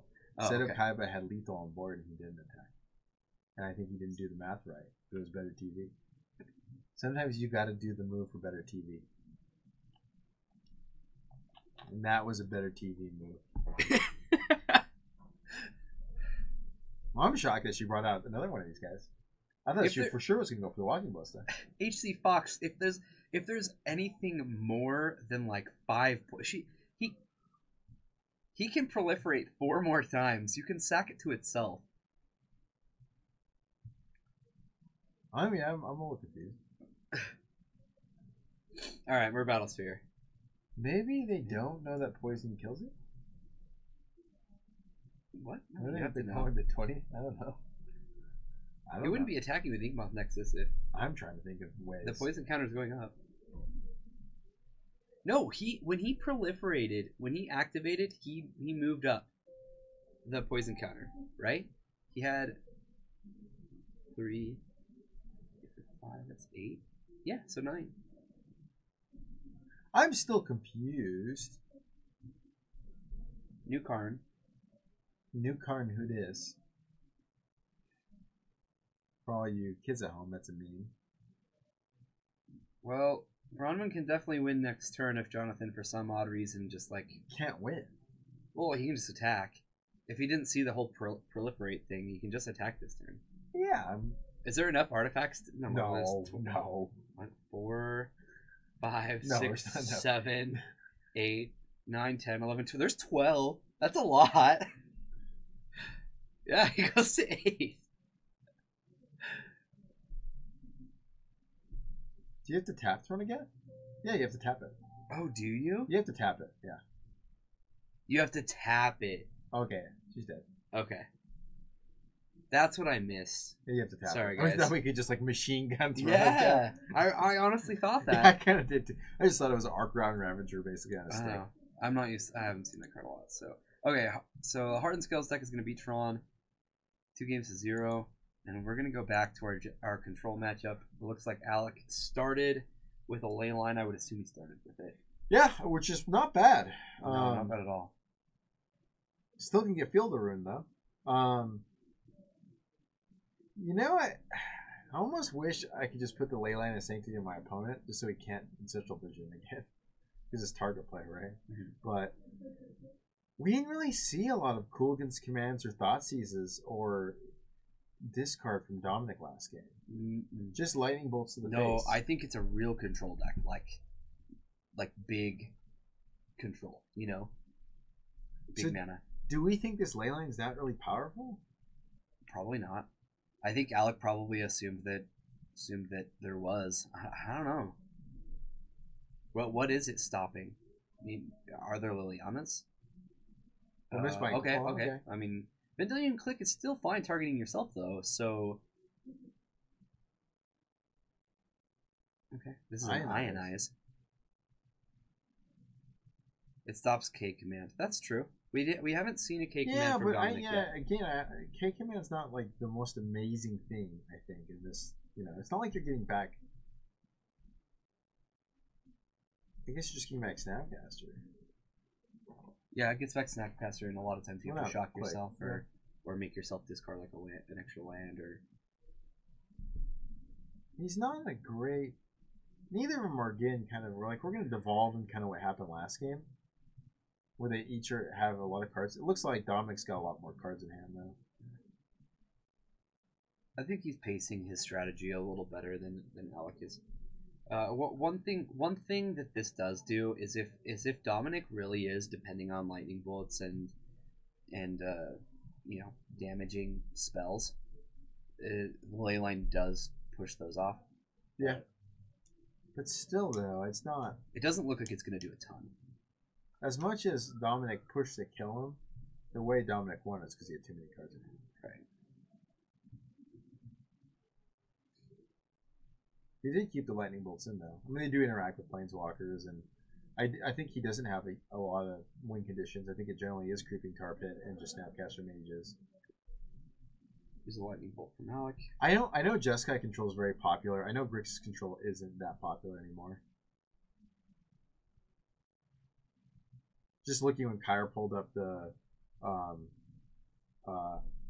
Happy Scales deck or whatever it's called, I noticed that Jeskai control's up there. Or Zori, excuse me, Azorius control. Azorius control. Blue white. Yeah, so blue-white control, which makes sense. The red splash doesn't seem amazing. I mean, Ionize and Lightning Helix and Lightning Bolt don't seem like... I probably would just play blue-white, to be honest. I think the game's over now. I think this as content is just going to be too insane. I would imagine so. Because there's... I mean, it's just pure card advantage. And it's pure good card advantage, too. 4 looks to pick a good card, you know. Happy Scales. So, my favorite deck.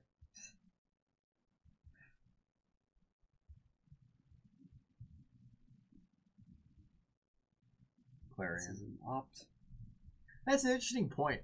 Clarion's good with. I like how I'm like learning standard. So like I just think all these like standard things that cost like 7 mana or like just ridiculous things are so great. Like being able to have like Crackling Drake and going Clarion against that white deck and just killing all their guys and giving your 7/4 Drake lifelink is just like the greatest feeling in the world. That is sweet. I think Dominic probably runs like a Sweltering Suns or some Anger of the Gods type thing. Yeah, I'm sure he does. Not in this matchup, but... So here's an activation of Escanton. It looks like Alex is going to respond. Alex has got a Field of Ruin. He's got to hit that. I mean, you just can't.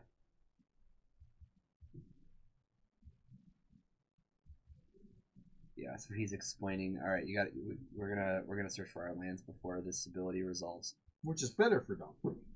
Because he gets to filter his deck. Probably. Except he doesn't have another land. He's already got all his basics, so he's just going to shuffle.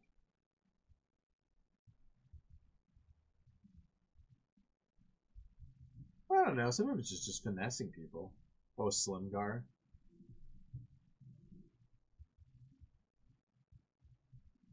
Oh, because he's got Hexproof. You know what? I doubt we'd see that. Yeah. Why not just... That's a lot of mana. That's 6 mana.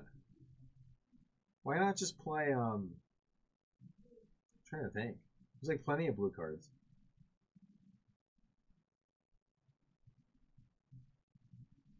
You know what card is worth playing Jeskai control for? Mizzet. I found out that guy can't be countered. I didn't know that. Yeah, he's good. All right. This thing again.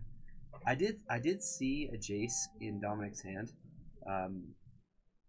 If I had to guess, that probably is his win condition. We haven't seen anything else. I mean, he won with like a Snapcaster and some burn spells last game. But I think it's just kind of value. Like you just kind of value your opponent to the point where you have a Jace and they just concede type thing. Yeah. There's a detention sphere from Alex. It's not good. This doesn't do anything to Ancestral Visions. It doesn't. He's got to do something. I mean, these Ancestral Visions are just going to bury him again. And that's the thing is Dominic doesn't care if Ancestral Visions resolves or not. He just discarded a Lightning Bolt. Yeah, he did. It doesn't do anything. Yeah. I guess he could wait for a Planeswalker to get played, but that's still though. It's if you've got 7 cards in hand and Lightning Bolt's most likely your worst card. I would assume so. You'd probably keep a land over it. I mean, he's got Dominic at 7. And it sounds kind of weird, but Dominic having 7 cards and drawing 3 cards is not necessarily... If Dominic still doesn't do anything, it's not going to really result in anything other than just filtering your hand a little bit. Yeah. The value is going to be it's going to make your hand better. Yeah, it's going to make it better, but not... I mean, we're still in a good old Mexican standoff here. Yeah. Yep, just land go. Meanwhile, Alex is going to fetch. Yeah, we're seeing Alex fetch pretty much every turn and filter his deck out, which generally the percentages are so low, but like there's no reason not to do it. And honestly, like it's just they're playing draw go. The last thing you want to draw at this point is lands. He's at 20. If he was down like where he was last game, like 12 or lower, I'd say, then fetching, I could see where fetching could be bad. But this ley line is going to protect him from carrying. Yeah. I think I just filter the deck out. Yeah, absolutely. We haven't seen a lot of draw spells from him. Notice that? Yeah. Either of them really. We've seen Opt from Alec, and then we've got the Ancestral Visions, and I think we've seen Serum Visions. Yeah, mostly from Dominic too. Yeah. We haven't seen Alec play any sort of, you know. I've only seen him play an I think Opt. they play Hieroglyphic Illumination because it can cycle for 1. Yeah. So and then you can draw 2 for 4, which seems good.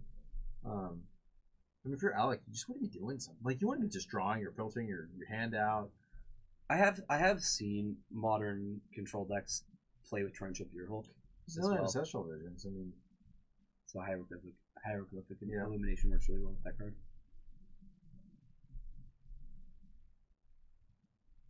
Yeah, but it's not looking that way, Fox. Now, who are your sources? Show me. Alex is definitely having a better game this game, but still he's having to face. Well, he's not drawing so 3 cards. much. He's not drawing 3 cards this turn. I know. That's the thing. He's got a lot of stuff. So Alec is going to do something about this, and he's going to cast a Snapcaster Mage to start things off. And if I'm Dominic having a full grip, if you're happy with your full grip, let this go. You know, if you're not happy with it, then sure. So Counter Squall is going to try to take out Ionize, which was the flashback card, and now we're going to see Dispel. Oh, it's Dispel. So we're looking at a large stack here. Logic Knot is going to come in, and he wants X to be 5. He's going to delve away those 5 cards. Alec looks like he's going to respond still. Looks like he's got a Disallow or a Ionize or a... so we're going to let that stack disappear. There's no Ionize. If these Ionizes resolve, they do 2 damage too. That's something to be said. Yes. Yeah. Obviously, Alec has got Dispel. Okay. This is where I think Dominic has made his mistake. Yes, he's going to draw 3. He's probably going to win this game. But if it were me, I would be like, screw this card. I get to resolve Jace this turn. Why you shuffle? Oh, can you return Leyline to his hand? Yeah. And Counter Squall is going to resolve. Well, yeah. If Terry gets resolved. To Terry. So yeah, Dominic's going to draw 3 cards. He's going to be at. I mean, if he right. does, That's exactly what I'm saying. It's like if Dominic had let that get countered right there, use that last 4 mana to play Jace, then he's probably feeling pretty good. Whereas now he's tapped out. He just drew his card, and he's going to pass the turn back to Alec with a completely tapped out board. He put it off camera. That's the casted Ionize. Yeah. You can't see it, and I can't see it, but I saw him motion that way. Yeah, I mean, okay. I mean, yeah, you give him an untap. I'm okay with that. Teferi, Jace, Chandra, Dovin Ball, just not Jace Bellerin. Give me any blue Planeswalker ever made, except for Jace, shirtless Jace. Don't give me him. There's lightning yokes. I mean, we may just see. Yeah, he might just have the burn spells for the win. I mean, he's at 2. Yeah. You're right. You're absolutely right. And I think, again, you had 7 cards in hand. Drawing 3 more. It's going to make your hand better, but you were discarding Lightning Bolt already, so your hand is already pretty good, you know? Yeah. He's just playing Leyline and passing. He's got four cards up. Okay, yeah, I know he has a Cryptic, but is the Cryptic actually going to be enough? Probably not. It looks like there's at least a turn. Well, Dominic's got to do something to the Snapcaster, right? Yeah, he has to. There's no Creeping Tarpet to animate, even do some silly block.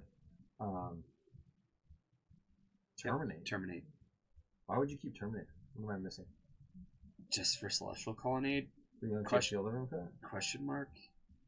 I don't know how many he has. We've seen him have. We know he at least has 2. Right. But there's a Terminate nonetheless. It looks good here. I would like. Well, it's fair. I guess Dreadboard can't hit Colonnade, so.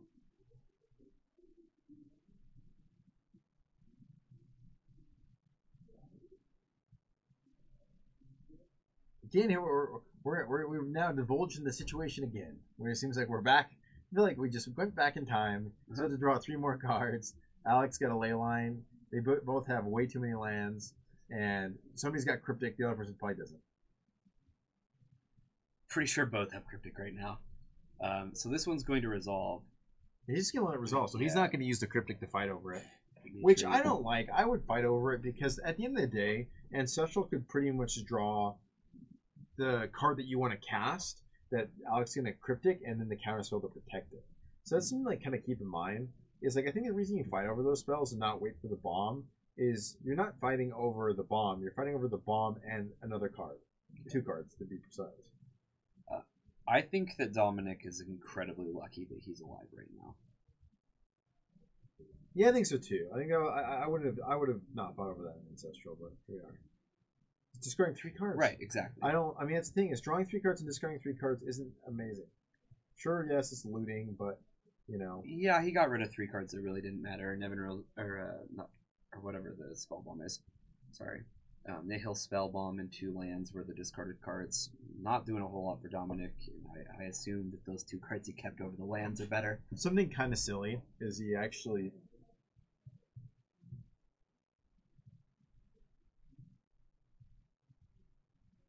Alec, we just haven't seen a win con from Alec. Yeah, we haven't seen Teferi or Jace. Mhm. No, everyone seems too gun shy to play it. He's opting in response to Serum. One of my favorite Magic plays. Oh, no, I think he just discarded the Serum. Okay. One of my favorite Magic plays is when your opponent goes opt and you opt in response. It's just like I want to draw for like an arena. Speaks of the final word. We found a win con, guys. That's not a card. What is this? Does it have flash? So this card cannot be countered. Has flying. Has wow. hexproof. Instant and sorcery spells you control can't be countered by spells or abilities, and it is a 5/5. Hey, that card's gonna win the game. Yes, this card is gonna win the game. I'll pay some mana to win the game. Dominic needs a lot of cryptic commands. They don't run edict spells, right? I don't think so. He can't cryptic, right? Because it's leyline. It's It target. can tap. Tap all creatures. Yeah, your opponent. Yeah, I think you have to target the player. You're right. Or just say opponents. I think it's. I don't know. I think it works. Let's see. We're gonna find out. Target all creatures Your opponents control. Yeah, it works. Yeah. That way you can tap all your EDH opponents. Whenever it says your opponents, I'm always like, come on, like, why'd you? Why? Like, you know, the card that's better because of EDH.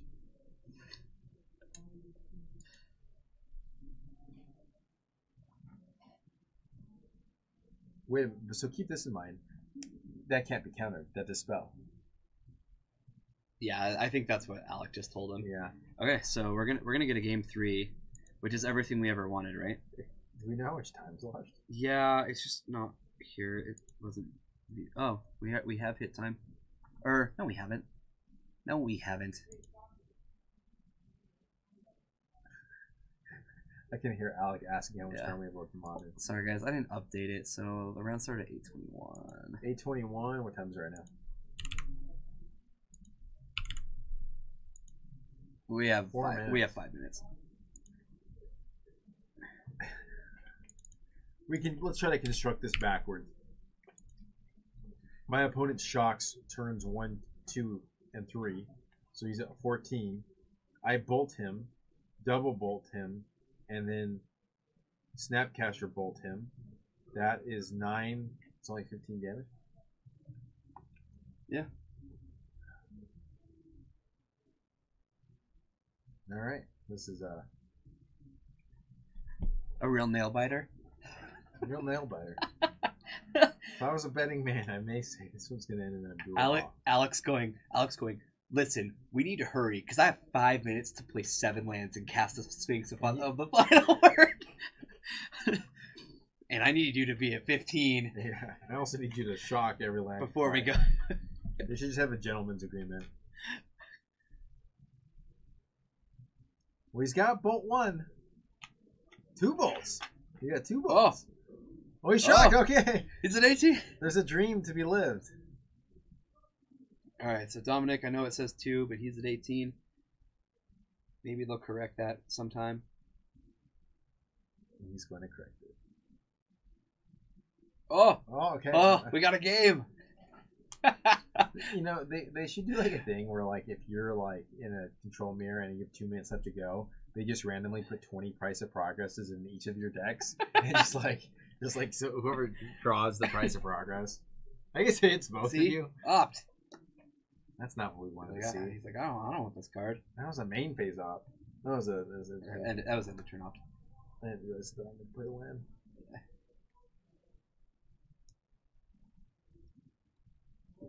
All right, let's get to turn 7. Alec knows the plan. He's like, all right. He's got it.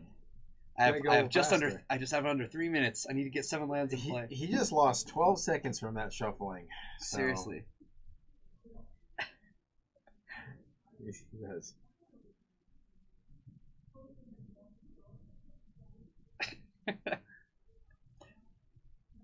That's funny. Maybe he can play a Geist of St. Traft. That would that would be so powerful. What a card if he just played Geist of St. Traft. Okay, click. Maybe it may do it. He's gonna bolt the click on the stack though. Alec, please bolt the click on the stack. Alec, no. Does he have 2 bolts? Is that why? He's got 3 bolts. Triple bolt. Oh my gosh! Wow. Oh my god. But do you take the dispel? Yeah, he takes dispel. All right, new card. Why is he drawing? Oh, he's drawing off. Okay. Off click. Yeah. I was gonna say don't. All right, he can put his opponent down to 9. I think he needs to kill the click though. Is he like he's holding it? I'm a little confused. Field of Ruin, Bolt, Jace, Cryptic. He's gonna activate a Field of Ruin so that he can have the necessary colors, and we're gonna see an opt from Dominic with the land that got hit. Cabal Therapy no. There's this word that's on your screen right now, and it says modern. Just ask. Well, there would even be good in this format. Yeah, it would be good. No, it would be insane. It would be insane. Think about it for 2 more seconds, and it'd be pretty good. Yeah, because Dredge. Can you imagine? Oh, that'd be so good. Yeah, that's why I said think about it for 2 more seconds. Bridge from Below would get so good again. Yeah, you can't. No, sorry, Camp Cabal Therapy. I was about to let it happen too. I was about to be like, yeah, whatever. Those lingering souls decks will probably play, and it'll be slow. But the other thing is, what'll be interesting as well is there's also Bitterheart Witch that you could use with it. So like, all those curses. Yeah, that would be a good strategy in Modern. Maybe I think there's truth to it. Yeah, I think it'd be way better in Modern than it is in Legacy. I'm trying to think of other things you could sack that's just insane. I mean, you still have Young Pyromancer. Yeah, like the Mardu deck with like playing just playing. Yeah, would definitely. I would love that card. Yeah, Young Pyromancer, Lingering Souls. You can afford the format's a little slower, so you can afford to like cast it on 3 and not feel bad about it. All right, looks like we're pretty close to time. Our clock isn't exactly what their clock is, so they might have a little more time. Alec he saved the bolt for the click, so that means he's resigned to drawing. He's not going to go for it. There's no way. There's just no possible way anyone to win quickly. Here's a bolt. Can we cast another bolt? No one shuffles. Every time he shuffles. Oh. Yeah, you're right, HC Fox. You're right, but they're playing fast. They're playing under the gun. They're nervous. You know. Can't expect a ton. I don't think that you can expect players who are being forced to play quickly to do everything correctly. There's almost no way they can like win this game. I mean, it must not have been time. No, they're probably running a little later than we are. That's okay. Yeah, when they go to turns, we'll probably see a die come out onto the board. They're just sinking these bolts.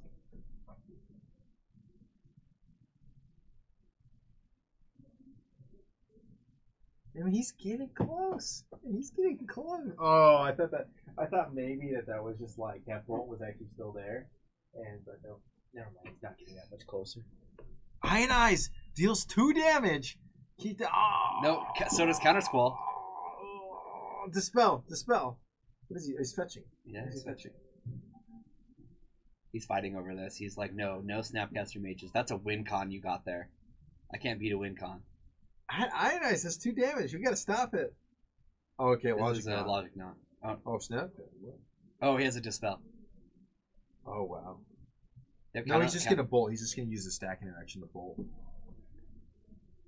Okay, I mean. Okay, it loses 2 off the Counter Squall. Dominic's gonna win the stack. But the real question is, anybody remember that? Now, Alex just gonna play Jace. Oh no, is that the end? Okay. Yeah. All right, now they're on turn 1. Why did Alex do all that stuff on his main phase? I don't know.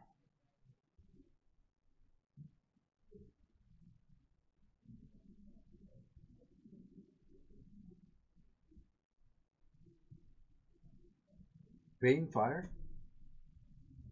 That would be funny. Alright, here's a Jace. It's probably getting countered. Yep. Ooh. Counter Squall. 4 turn claw. Counter Squall.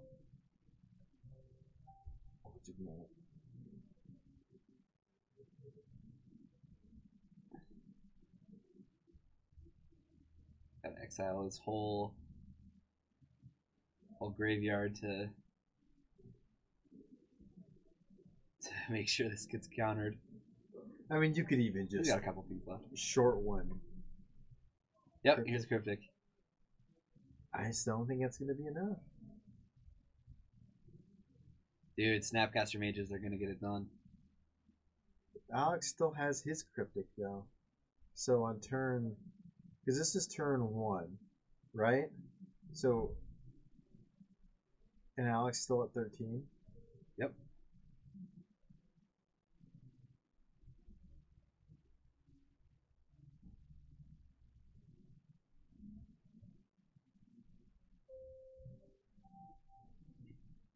So he's going to counter spell with J, so he's going to go to 11. I'm confused. So who's turn? Okay, so the Snapcaster finally resolved. No, I know, but like, so wait, are they on turns or not? No, this is still Dominic's. Or sorry, this is Alex's turn. Because the Jace was just cast. That was all in response to the Jace. Yeah, I know that.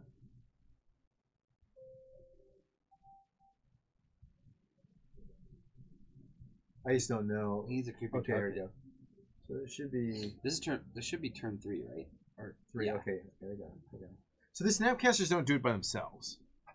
That's what we know. No, but he'll have another turn. So if you can put to 7 and he actually finds a creeping tar pit, or a bolt. Or a bolt. But Cryptic, he's got to interact with Cryptic Command too. Keep that in mind. Alex got the Cryptic, so yeah, it's gonna be hard to beat. But he's got another Counter Squall. That's short. Right? Short, yeah, it's short 1 damage.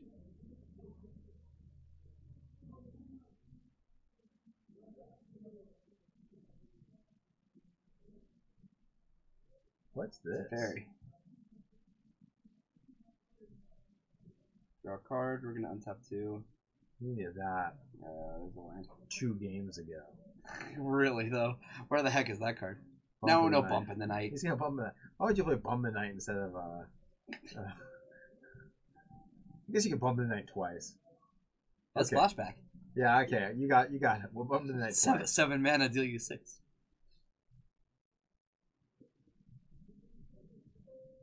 Yep, he's gonna let this hit. I'm surprised he did. I think this is a draw. Oh, I don't know if he would have, because he would have gotten a 1. The game ended. Yeah, but if he would have gotten silly, he would have lost. All right, so well, that was a draw.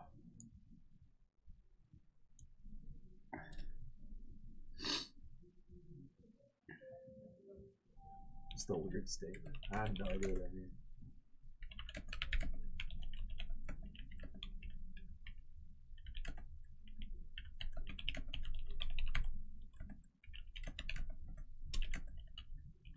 We'll see if there was a concession or not. I've asked the TO.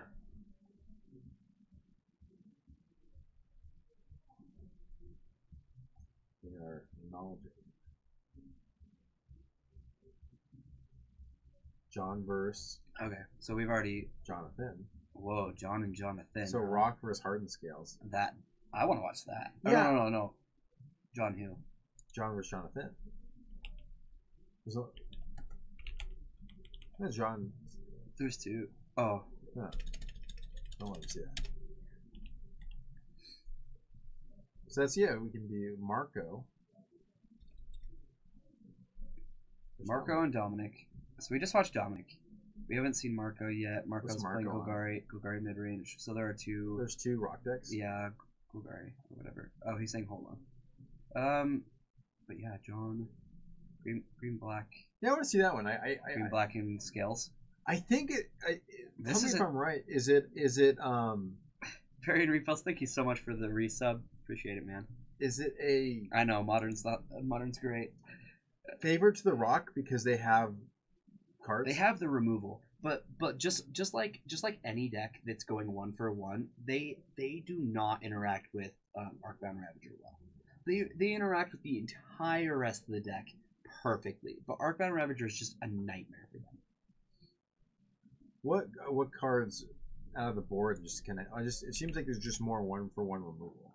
That's just the kind of the thing it seems like. Yes. Okay, so we did get a confirmation. That was a draw, and now let's switch gears, shall we? So it looks like Dominic's just gonna stay there. Come back to us for a moment, and AC Fox is a hero. He's not a hero. These resubs, thanks guys, appreciate it. AC Fox, you're not a hero. You're just a what's Dreadnought's? Dude, he went from 0 to hero just like that. Well, he's back to 0.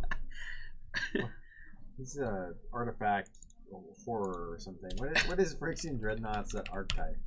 It's not just Dreadnought, right? I honestly don't know. I'm gonna figure this out. Is it? What's Ornithopter? Is Ornithopter a Thopter? It's a Dreadnought? Is it really? That makes sense actually. All the old artifacts were just whatchamacallums. Just do Dreadnought. Oh, it's just a creature. Just a Dreadnought. It's a Dreadnought. Just a Dreadnought. No, yeah. It's a Dreadnought. It's a Dreadnought. Artifact creature Dreadnought is what the Oracle text says on Scryfall. You know this picture? One of my favorite pictures of Magic. This is one of the ones where I would get a print, actually. You're wondering probably, I forget who that is, but it's one of the main characters. Uh-huh. You're probably thinking, how did that man beat that Dreadnought? It's because the Dreadnought came and they just sacked itself. It showed up and it left immediately. It's like, can't even right now. That guy was too scary. Hit a torch. Yeah, a torch. Fire. Help. Oh. Alright. Let's get our timer updated this time, because I've been doing so good at that. Let's see. Time for some redemption. And we'll wait for people to get sat down and started. Looks like they've sat down. I haven't seen people actually get their deck out yet, though. I'm slowly getting off of Stifle again. I'm over at HC Fox. I've been playing it for a while. I'm just done. I'm done. I was trying it in the Grixis shell. I'm going to try it in Rug one last time. If that doesn't work, I'm done with Stifle for a month. I'm done with it. 1 month exactly. Stifle's actually been great. The problem with Stifle's been great. The cards around Stifle haven't been great. Which doesn't make it Stifle's fault, but whatever. Also, Elixir droids.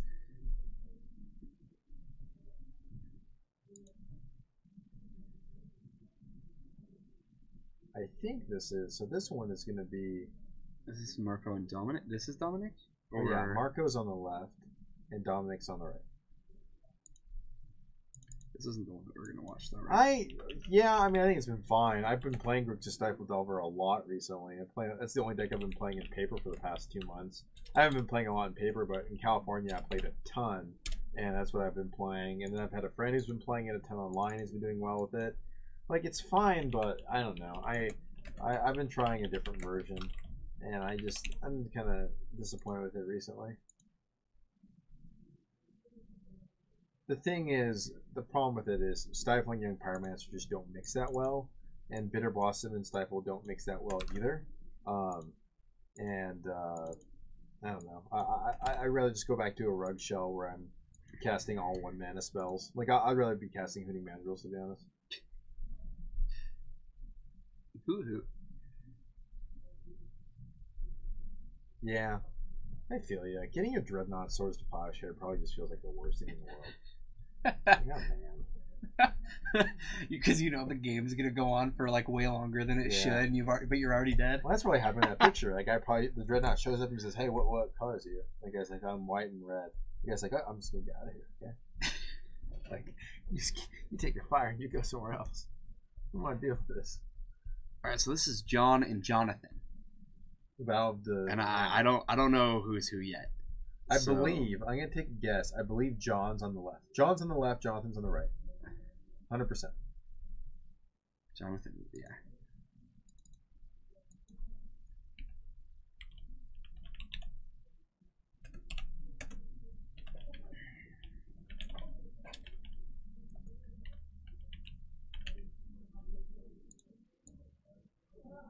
Early Inquisition.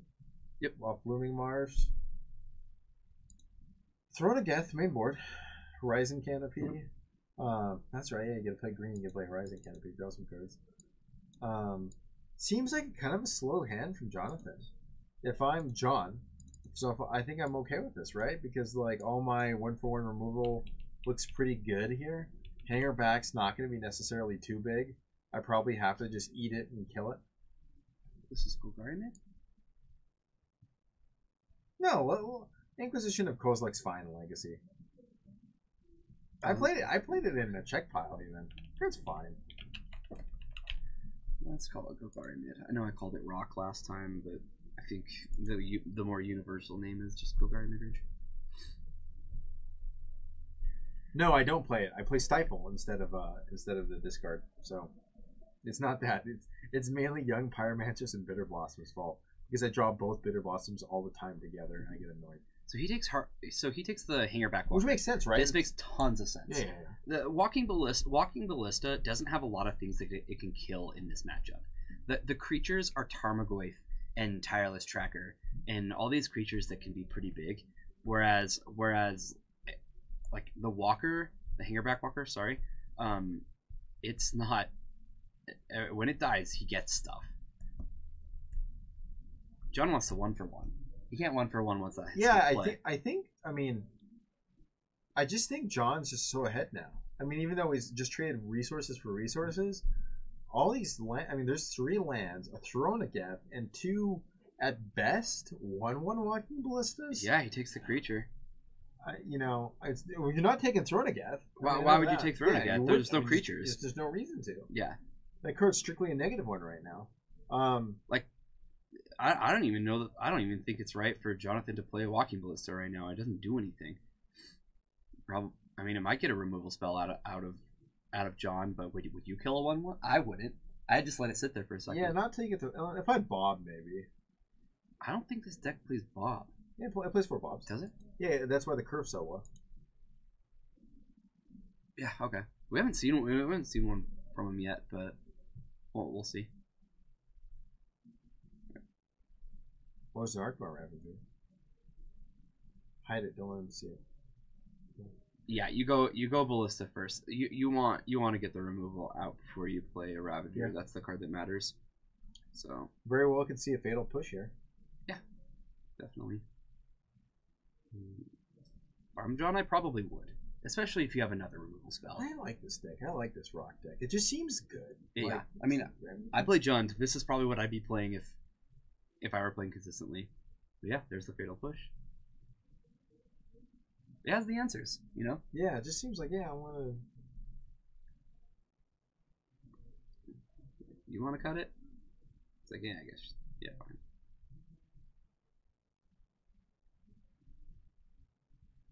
We can have a Liliana. Oh boy, yes. Liliana, the last hope. This is just almost over. I feel like it is. Jonathan needs to find like hardened scales into. You've got a Steel Overseer. It doesn't do anything. Yeah, it doesn't. It really doesn't. It's got like Vendor's Fair or whatever. And play land. I mean, I guess you can't play a creature into Lily. It just there's no use. I guess you could play Ravager and sack a land, make it a 2/2. You can. Doesn't seem great. It looks like that's okay. Oh, Throne. right. Okay, I like this better. Yeah, because you can set up. Yeah. It's gonna uptick. It's Throne to protect Chris Lily. Well, it can proliferate Lily. It's so good. Right when he's go to ult, he's like, "Wait a second. Hold on, I'm gonna put an extra counter on it so it stays." I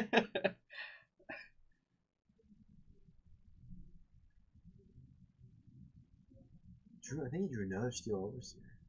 He's got the Horizon Canopy. Because he get Inventor's Fair soon for whatever he wants. I don't know what particularly he'd be looking for. Maybe Hardened Scales? Yeah, Hardened Scales wouldn't be bad here. No, it'd be pretty good. Yeah, I like that actually, because then you can get Hardened Scales. Well, you can't get Hardened Scales. No, not with the Inventor's Fair. But if he played Hardened Scales, it would be good. So he's gonna play Steel Overseer. Gonna follow up with the Arcbound. So he's basically saying I'm willing to throw away the Steel Overseer. Yeah. The only thing I don't like about this play is I think John can just. Oh.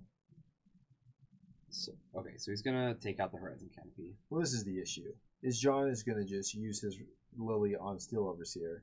I think John's gonna sack it, make the Ravager bigger, but then there's 4 Fatal Push, 3 Assassin's Trophies, 1 Maelstrom Pulse that are just gonna be like, eh. For a second, I was like, is John not gonna go get a land? He's even got the other Lily to sack it. So the problem with this play is if John's got 1 removal spell, it's just all for naught. Yeah.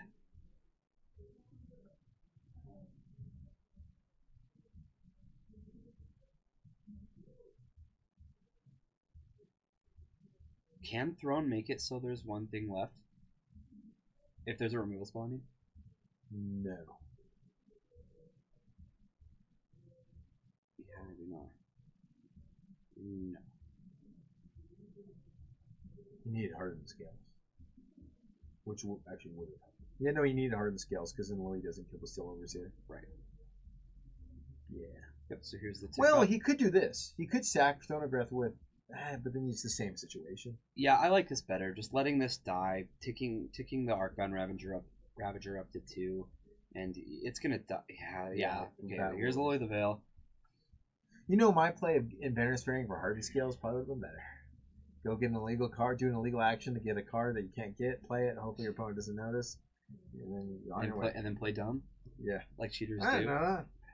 Hardened Scales looks like an artifact. Look at the card. It's green.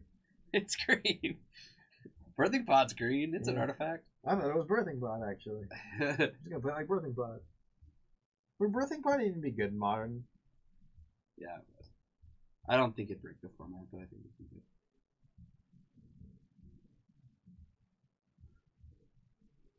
I still can't believe the whole Stoneforge thing is a debate. Yeah, Varus Gearhulk would be a good one, that's true. Okay, so Blissa's going to come in here. It's going to use one of its counters to take out Liliana of the Veil. And he still has to worry about the other one. He'll be able to ping it. Yep, let's move up to 7.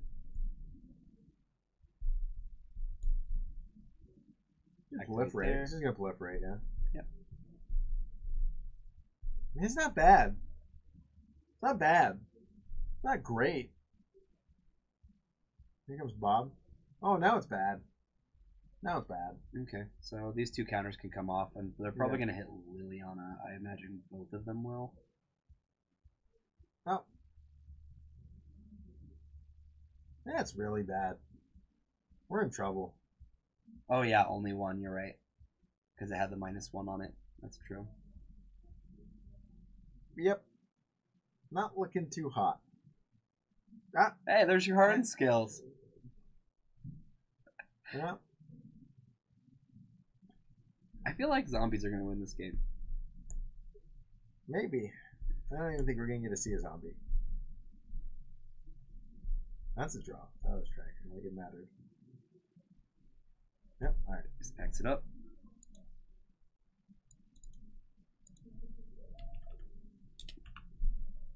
Let's take a look at what's going on over here. Oh, things. So we've got another Golgari mid-range deck. And he's playing against Dominic. Playing Grixis Control. So it looks like the same exact thing. Just kind of going through his graveyard. Thoughtseizes, Liliana's, you know.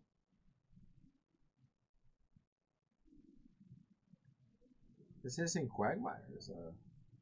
Beaten down. They do not have their life totals on the board.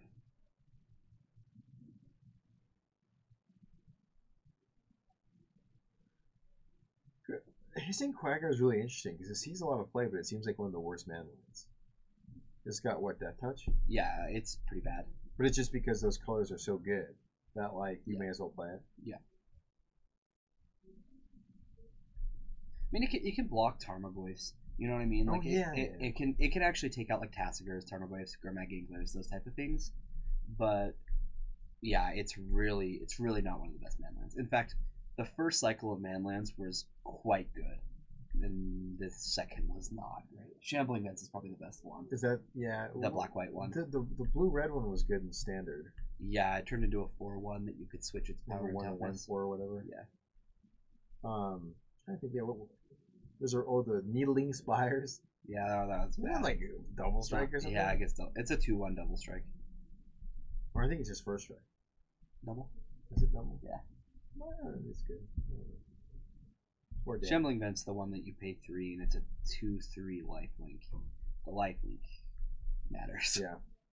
You know, making a manland have double strike is like doesn't make a lot of sense. Like, how are you buffing it? You know? Yeah, it's like. I kind of want to see somebody like Mutagenic Growth and be like, yeah, you got him. 8 damage, son. 8 damage.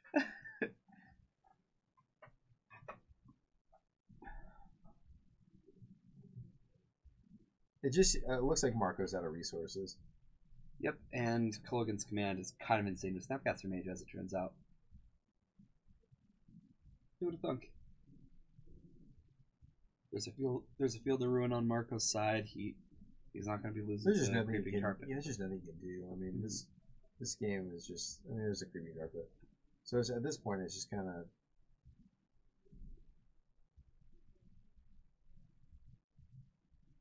I mean, it's not a bad. Dominic's only got 2 cards though. I mean, one of them Snapcaster. He's got so many removal. It's just. I think he's just gonna Cryptic it. Okay, I'll draw a card.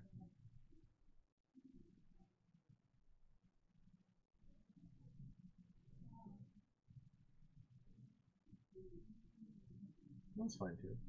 Bounce the Snapcaster.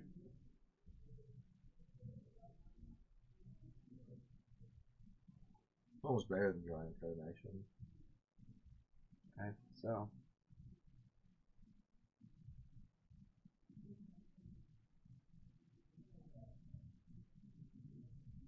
What's Slumbering Falls? It's the blue-green manland. It's 4 to activate, and it becomes a 3/3 hexproof. It's not terrible. No, it's not. Blue-green? Tropical Island? I don't think so. Are you talking about like infect? I mean, it's scariest because you die from disease. Like that's all I can think of. Hey, give me a break. Like Leovold is blue. I mean, he's got black, but I can't think of like a blue-green card that's that good.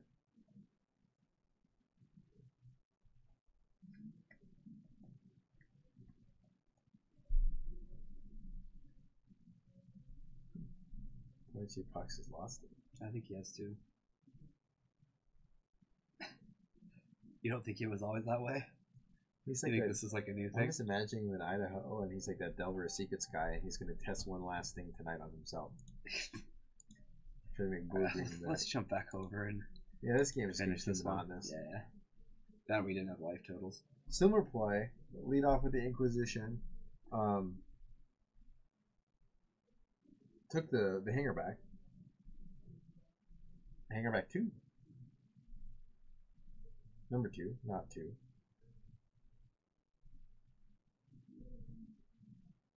Locks on this. Yeah. He's got a better start. He's got a hanger back. It's really about it. There's nothing really that amazing about it either.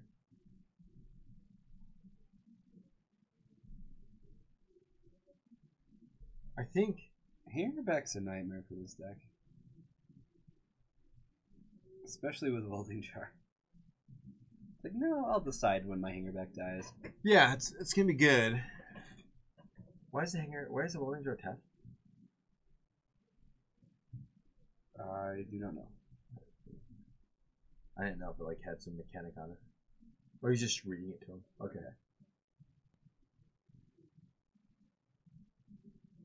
So John's got to have some sort of removal here.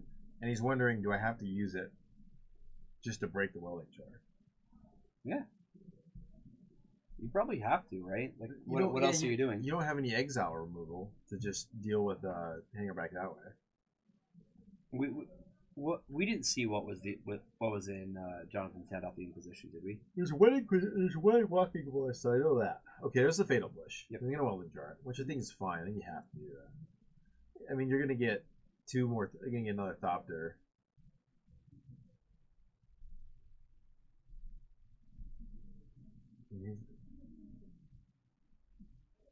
Here comes Walking Ballista. I think. Yeah. Which just isn't that powerful without Hardened Scales. You really need like a Hardened Scales in this deck. Mm-hmm. We haven't seen him with a turn 1 Hardened Scales at all. Period. I mean, you can see the power of it just because on all these theoretical scenarios. Yep. I think we're going to see a removal spell and hanger back here. It definitely needs to happen soon. It's going to get way out of hand if he doesn't. And we don't... Unless he's got the pulse, right? Then he maybe is just kind of like... I can kill this when I want. Walk through the park a little bit easier. Yeah, that makes sense. Like if he's got like a card like Lily right now... Another thing he could have is an Engineered Explosives. I'd imagine this would come in this matchup. And they board it in this one? Yeah, it's got one. This one has one. Vampiric Link. What is that card? I don't know why it's in here. It just gives lifelink to a creature. Probably just for the burn matchup. No, wait, when an enchanted creature dies, you gain that much life. No, deals damage. You gain that much life. Oh. Lifelink? I read that card totally different. Yeah, you did. I was like, that card's terrible. Yeah, you probably just stick it on a Goyf to beat burn. Or a Tyrant's Tracker or whatever. That's cool. This card still seems play. Yeah, what card's in Arena? Alright, so John was able to get a Goyf on the board, but this is just not really looking all that great compared to what Jonathan's doing. He's that's at 3 now, right? Or it's going to be at 3. It's going to be. There's the card next to the Mox Opal. What is that? I think it's a land. So he can Walking Ballista and Hangerback. I think so. It's a pretty good setup. I think Liliana's coming. I think you just take this. I don't think you take the bait. Just say sure.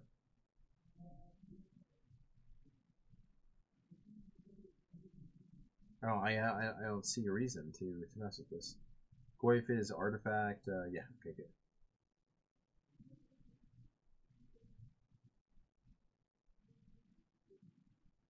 Yep, there's the Liliana. And he's saying, okay, show me the Thopters. This does look like, hey, I've got a Maelstrom Pulse for this. I kind of like the idea of pumping Walking Ballista, pinging Liliana, and sacking Walking Ballista. And sacking Walking Ballista. Yeah, I feel like that's my best play. Which one? There's so many cards. Yeah, I like that's what I like. If that card is a land, I think it's an Adventurous Fair, or is it Pendlehaven? Or is it Blinkmoth? I can't. I honestly. It's a land. If I can pump both, I want to pump both. Yeah, you're right. Lily's a bad card. It's Pendlehaven. Okay. So yeah. Right? So, okay. Yeah. So okay. I mean, that made sense. I mean, it was basic. Yeah. It pumped. That made sense. What happened? Yep. Mm-hmm. I feel like it didn't really matter because like you could have just done it like my way too, but like if that card would have been any other land. Horizon Canopy is gonna get popped. Crack Horizon Canopy, redraw. Let's find a Hardened Scales. I want to see Hardened Scales. How about a Steel Overseer? Yeah, that's not Hardened Scales. No, not even close. Yeah. Not even a distant cousin. You can't get Steel Overseer with the Adventurous Fair. Okay, so yeah, I mean that last play kind of made me think that John doesn't have. Master Impulse? Well, it didn't matter because Lily doesn't control it. That was the weakest of his removal spells, though, because Liliana is 3 mana. Yeah. And it was a bad trade. I mean, like, walking with Liliana is not great. Mm-hmm. And you just take it. You're at 25. He's at 15, right? He's not at 25. Okay. I was going to say. I was like, you're at 25. I think it's a 5/6, which I think it may be because the Planeswalker and artifacts. Yeah. I think you still take it. Like, the Golgari decks don't have too much reach, so I think you're willing to just say, okay. Yep, don't have to worry about Lightning Bolt and Colgan's Command in this matchup. He's at 9, yeah. When worst comes to worst, you just start jumping. Glorious is 6/7. Cletus. Okay, this is so good against Hangerback. This is what he needed. This guy doesn't run Cletus. I gotta find someone who runs Cletus. Okay. Oh, so you exile it and put. Mm-hmm. So that means Hangerback Walker doesn't do anything. It's still 4/4, and it's gonna get pumped at least once. So okay, there's a welding jar. But it still doesn't do anything, right? It just protects your Hangerback Walker. Per turn. Does he have any way to interact with Cletus? I don't know what removal this deck plays, but that's what it would have to be, right? I think so. I don't think they can interact with it. Oh no! Wow, Building's burning. Unbelievable. Yeah, I'm just gonna stay here. I don't let the building burn. Thanks. Dismember. Yeah, dismembers are in the sideboard. Which member is that one? This one. This one. Yeah, we're seeing a fatal push, and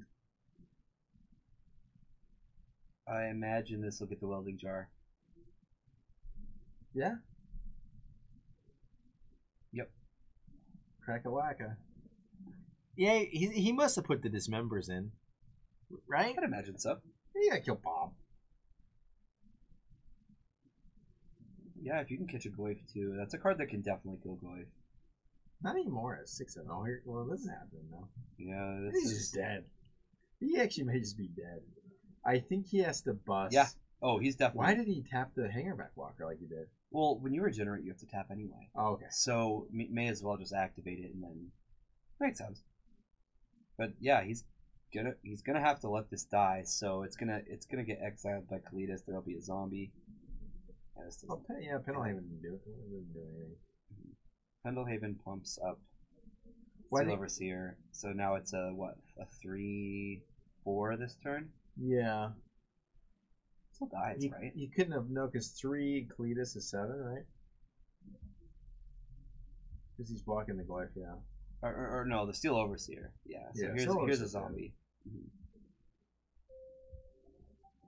Yeah, it's just over. Cletus just, I mean, I forgot that Cletus just totally just wrecked this. Yeah. Kalida's just a great card in the creature matchups. It's insane. That it's super, super good against the graveyard decks, too. So decks that play like Bloodghast, you know, the Flamewake Phoenix deck, and he can't even, all the dredge decks. Well, he can cast Dismember for... Okay, so he's got to pay 2 to cast Dismember. Yeah, he just... I mean, it's big enough to where it could actually kill Kalidas on the block, but the Termagriff is going to kill him. So he's got to have somebody to come out. No, that's it. He picks it up. Alright, so Golgari midrange is going to advance. Gosh, we're seeing a lot of just 2-game matches. I mean, the one that went to game 3 drew. Mm-hmm. Alright, so let's take another look at what's going on with Dominic and Marco. I imagine Dominic won game. Yeah, he seemed so far ahead. It just didn't seem close. It really didn't. I'm going to mark him as a game 1. So he's got a So Marco's got a Planeswalker. Yeah, that seems powerful. And it looks like it's either taking damage or it's been used to get stuff back.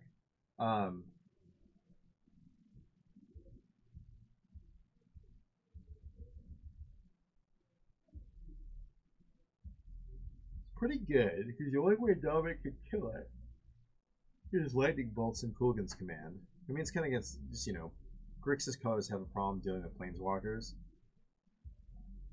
At least in internal formats, you can't. I mean, sure, you can like Vraska's Contempt and all that stuff, but there's no way that Dominic's running those cards. So, you know, with the cards he runs, sticking a threat like that's gonna be good. Mm-hmm.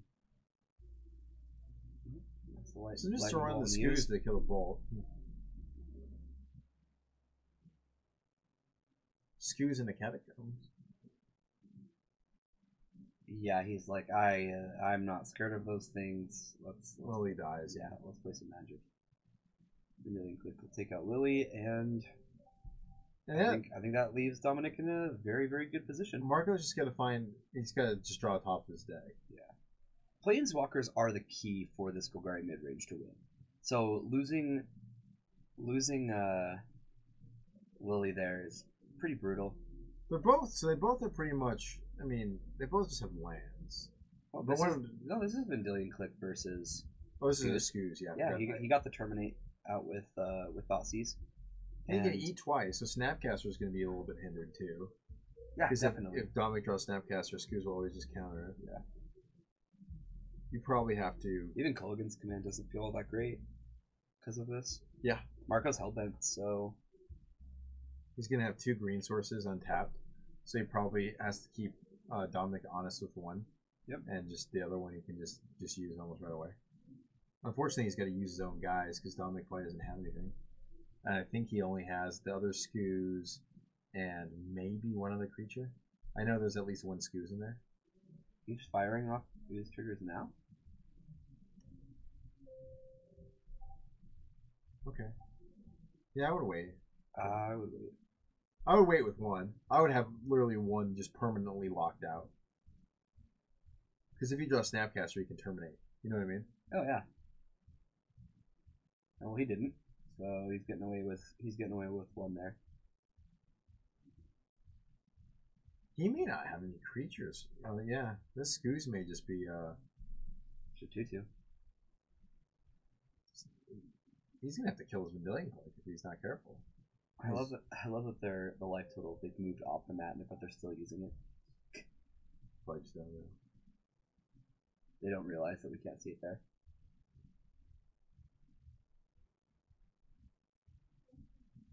Oh no, HC Fox, he's rearranging his opponent's graveyard. It's legal to do in this format. I'm just gonna start doing that. If I ever play HC Fox, I'm just gonna rearrange his graveyard. See how he likes it? Criminal. He's eating away. Just in shackle. Not shackles, just in the shackle. Someone shackle. More like a necklace.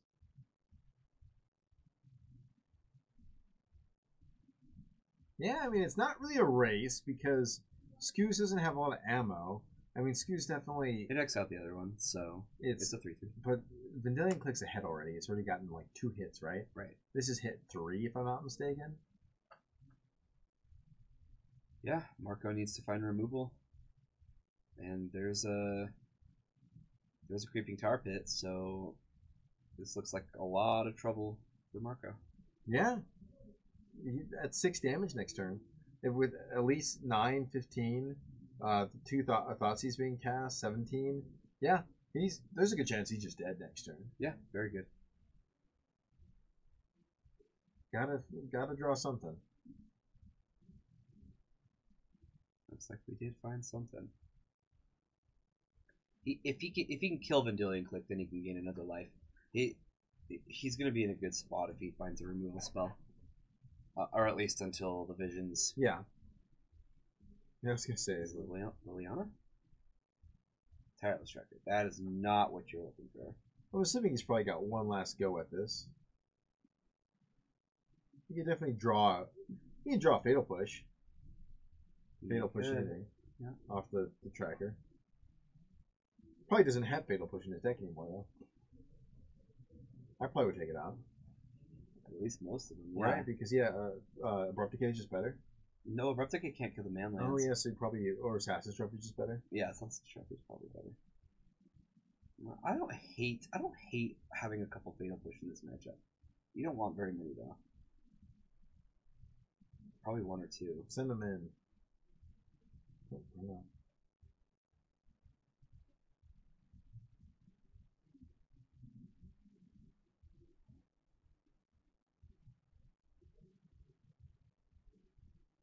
huh. There's some trepidation here, so obviously he's lower.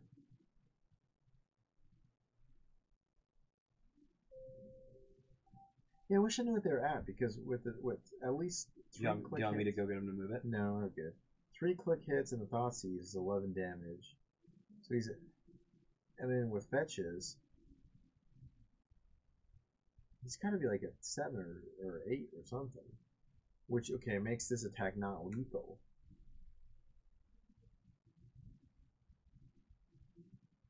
I swear I've seen 4 click hits then. Scavenging uses gain alive. That's gain 1.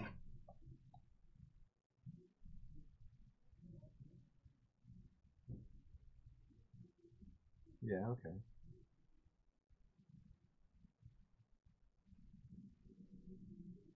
I maybe would have fetched first.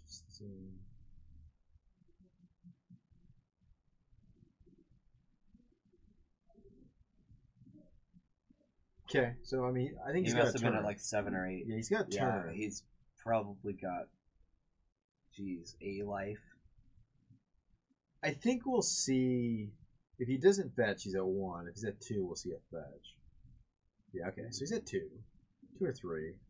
The way the math I have it done is I haven't counted more than 1 fetch, and he's able if he's only done 1 fetch, he can definitely fetch still.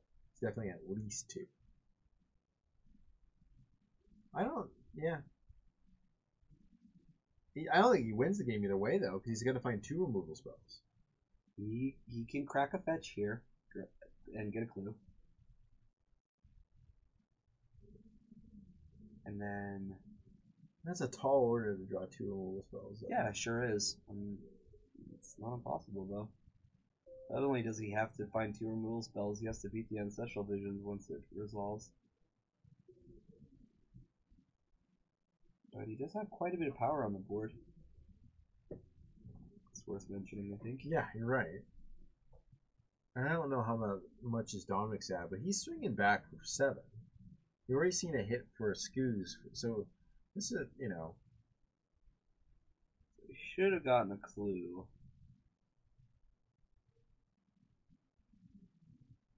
Maybe this Tireless Tracker is tired. Yeah, maybe. The clue's right there, and the poor Tireless Tracker's like, I can't find I'm done. Listen to a Fairy Wizard. Okay, got it. He's like, yeah, go get it. I'm not seeing the other lines than if I didn't draw 2 ways to remove things, I need to crack this. And then if I don't have 2 things to remove these things, I'm dead. The other thing is Dominic played his Watery Grave untapped. Paying the 2 life, that has to be worth something. Yeah. Yep, and we'll see Snapcaster get flashed in here.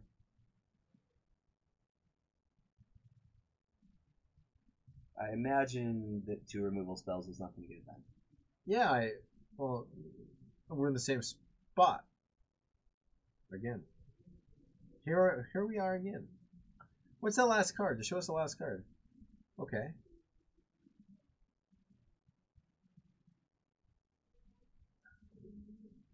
Oh, he's got Lily? I mean, he can kill, click, and eat. Oh, okay.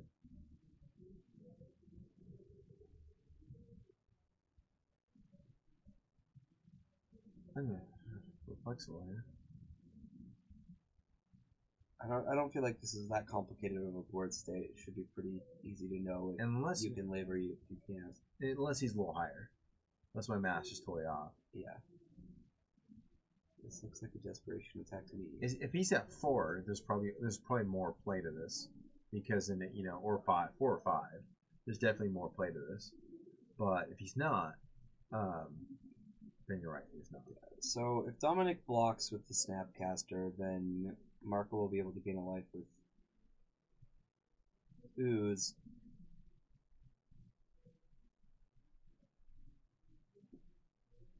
Unless there's a way that he just gained a lot more life earlier. And maybe Dominic's a lot lower, I just don't see it. Well, here's something. Okay. So again, I mean, I'm like, where the heck is just guessing on all this stuff. So he must be at least at 4 then. Either that or he's just dead.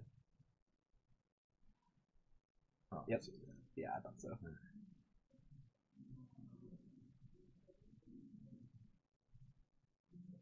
Yeah, I mean. Alright, so we saw Golgari mid-range deck win. We also saw Golgari mid-range deck lose. So we're going to have Grixis with the Golgari again. So I'm assuming Dominic's tiebreakers are higher than Alex. Well, it depends if both won this round or not. Well, Dominic won. Yeah, Dominic did, but I don't know. Well, yeah, he got the pair up, it seems, because he was on this table. I don't know if there's a way Alex could, like, jump him. I mean, he could. He could probably jump him. Like, I'll jump him, like, actually jump him. Just like, as Alex is sitting there playing, just, like, hit him over the back with a steel chair. Can't play. Hey, Dominic can't play. I think he lost. I think he loses. Pretty sure. I checked. That means I get to play. It doesn't work that way. You lost your match. No. Well, okay. We got 10 minutes left. Again, yeah. We haven't seen like a true game 3. We've seen a rushed game 3. Is that the only game 3 we've seen? Yeah. The control mirror. Just 2-0s across the board. 2-0, 2-0, 2-0, 2-0, 1-1. 1-1's kind of game 2. At least we haven't really seen a deck like Mouse show up at all. It seems like every match that we've seen, everybody gets to play. Yeah. What happened to Storm? Why aren't people playing Storm anymore? I honestly do not know the answer to that. It's here. Yeah. It's, 3% of the meta? Yeah. It looks like nothing really has changed either. It's just the same deck. What's the meta breakdown for just the whole format? I'm curious. Bant Spirits and Humans are both. So it's so basically Aether Vial, Nova Hierarch decks are 10% of the meta. Mm-hmm. These seem like they're new. Bant Spirits and Dredge. It didn't seem like they just kind of came pretty hard the last 2 months. Yeah. So Dredge got the change, and that was this lovely card right here, Creeping Chill. Yeah. When it moves from your library to your graveyard, you can exile it, and it deals 3. You gain 3, right? Yeah, to your opponent. So they lose 3 life, you gain 3 life. That's as you're dredging. I every time I've played the deck, I hit 3 of them. Like it turns on Bloodghast Haste like super fast, and there are a lot of times, and it doesn't target either. So I've had people like try to leyline me and like, yeah, you can't conflagrate me. Those EDH players, and again they strike again.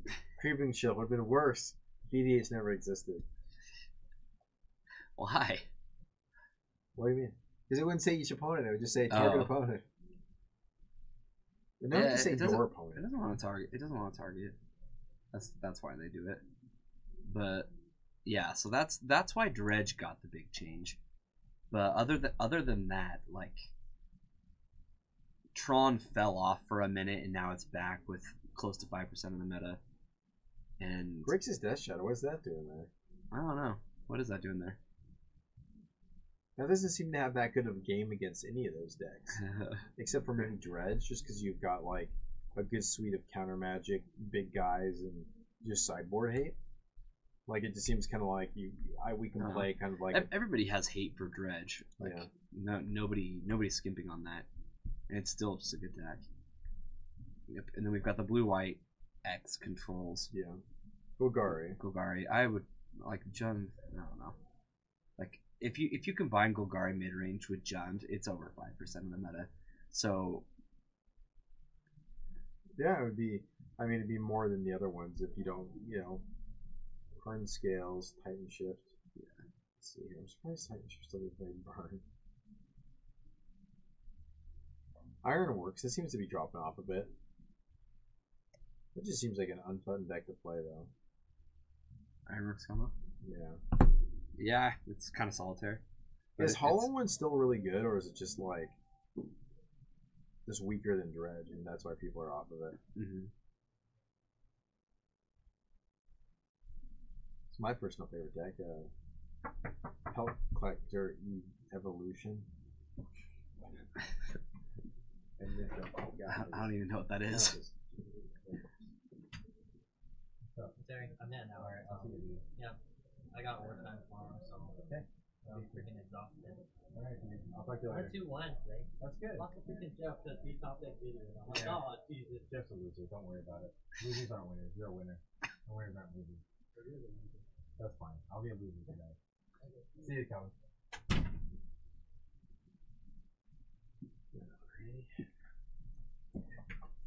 Look at all 12 bolt. Yeah, 12 bolt. Yeah. Oh, wait a minute. Well, there's somebody who probably would play that deck in Modern. Eminent Domain. No, that deck isn't that what's his name's deck? No. This is on the budget list. Yeah, I know. Whatever. What's a Dream Leash? Is that the card? No, it's not Dream Leash. What is it? Why is this deck called Eminent Domain? It's Wildfire. This isn't Eminent Domain. This is Wildfire. Isn't Eminent Domain Captain or H.C. Fox's one of his legacy decks? Oh, it's Manifest Destiny. Yeah, Manifest Destiny. Oh, I thought it had to do with Morps. Good old Morps. I'm surprised that Hollow One has fallen so far. In the this percentage. Seems to fluctuate a ton. Yeah. And is it just because of the influx of data that they get from the SCGs and modern leagues? Ah. There's what other deck? what decks are in the View More button? The less than 2% of the meta decks. Mardu Pyromancer's in the View More button. Yeah.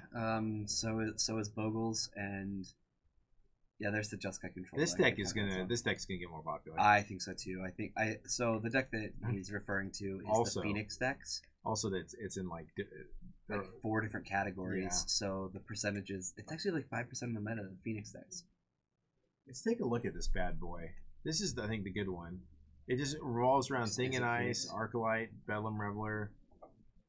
The deck just seems good. Standard Superstar Arcolite Phoenix making his way to Modern. People have tried to play him in Legacy. He's not that good. Yeah, not great in Legacy. Who would have thought that? 3-2 flyer with haste. Not good in Legacy. Not so good. Interesting. The Graveyard Hate is so good in Legacy. Like this card is just so bad with Surgical. And Surgical is the Graveyard Hate card, you know? It just seems insane if they're just like, oh, just Surgical, Euro Arc, like Phoenix. Like if you were like milled all 4 and you were just like, oh god, I got it, I guess it. Yeah, what happens if this deck? Well, I guess it's got Thing and Ice and Bedlam Reveler. I know they try to put this in like a Grixis shell, and it didn't seem that good. Or a blue-red shell with like blue-red Delver, and it still just didn't make a lot of sense. The problem is Chartacourse is so much worse in Legacy compared to these two formats. It's insane. I mean, it's so weird to say, but 2 mana spells and 1 mana spells just become so different. I've been summoned for a moment. I will be back. We will just talk about this. Isn't Phoenix deck then? Yeah, so I should have told him to put in. But yeah, it runs 4 Thing in the Ice, 3 Arclight. I don't even know if this is the right one. But it runs 4 Thing in the Ice, 3 Arclight Phoenix, 3 Bedlam Revelers, 4 Faithless Looting. What's Fiery Temper? I have no idea what the card Fiery Temper does. Fiery Temper deals 3 damage to any target. If you discard this card, discard it to... Okay. That's not terrible. Oh, so it's a bolt for 1. You get to run 4 bolts too. So you have Is It Charms, Chartacourse, Thought Scour. Does Madness affect Thought Scour? No. No. So Thought Scour, Faithless Looting. Okay, so you've got 10 different discard outlets. So your 4 Fiery Temperates, your 4 Arclight Phoenixes. Okay, that's reasonable. Yeah, that seems pretty good. Firemind's Research. They made sideboard 2 of these bad boys. Removed. This card's kind of odd, but I guess it's okay. When you cast an instant or sorcery, put a charge counter. Will deal 5 damage to any target if you remove 5. I guess if you're playing Control, Inevitability, you can deal. I can see someone dealing 10 damage to that thing in a game. So, I don't know. Doesn't seem as good as maybe like Price of Progress. Oh, Price of Progress isn't legal, so I don't know what I'm talking about. You got Alpine Moons, which doesn't seem too great. Alpine Moon's interesting. I don't know what your maybe just Blink Moth Nexus. Looks like the same guy has been 5-0ing with the deck list. Let's look at his. Yeah, it's the same show. Huh.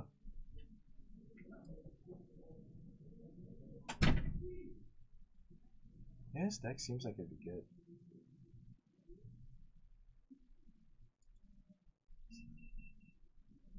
Good old Runaway Red. Just the mono red Phoenix deck? It's like the standard version. Yeah, it kind of feels like that, except for it has Faithless Looting. Just makes it a million times better. It's Hazoret. I had one. It even has a maximized velocity. It's the it's the jumpstart card where you'd actually like rather jumpstart than flashback in this deck because you discard a card and you just want to discard your Arclight Phoenix. Ramen of Runes. That's a land that could potentially deal 2 damage to your Each opponent. opponent. Yeah. Oh, another EDH All-Star. Why is this card It doesn't target. That's the whole point. Why is this card it was banned in standard. Yeah. Desert. Red was too good.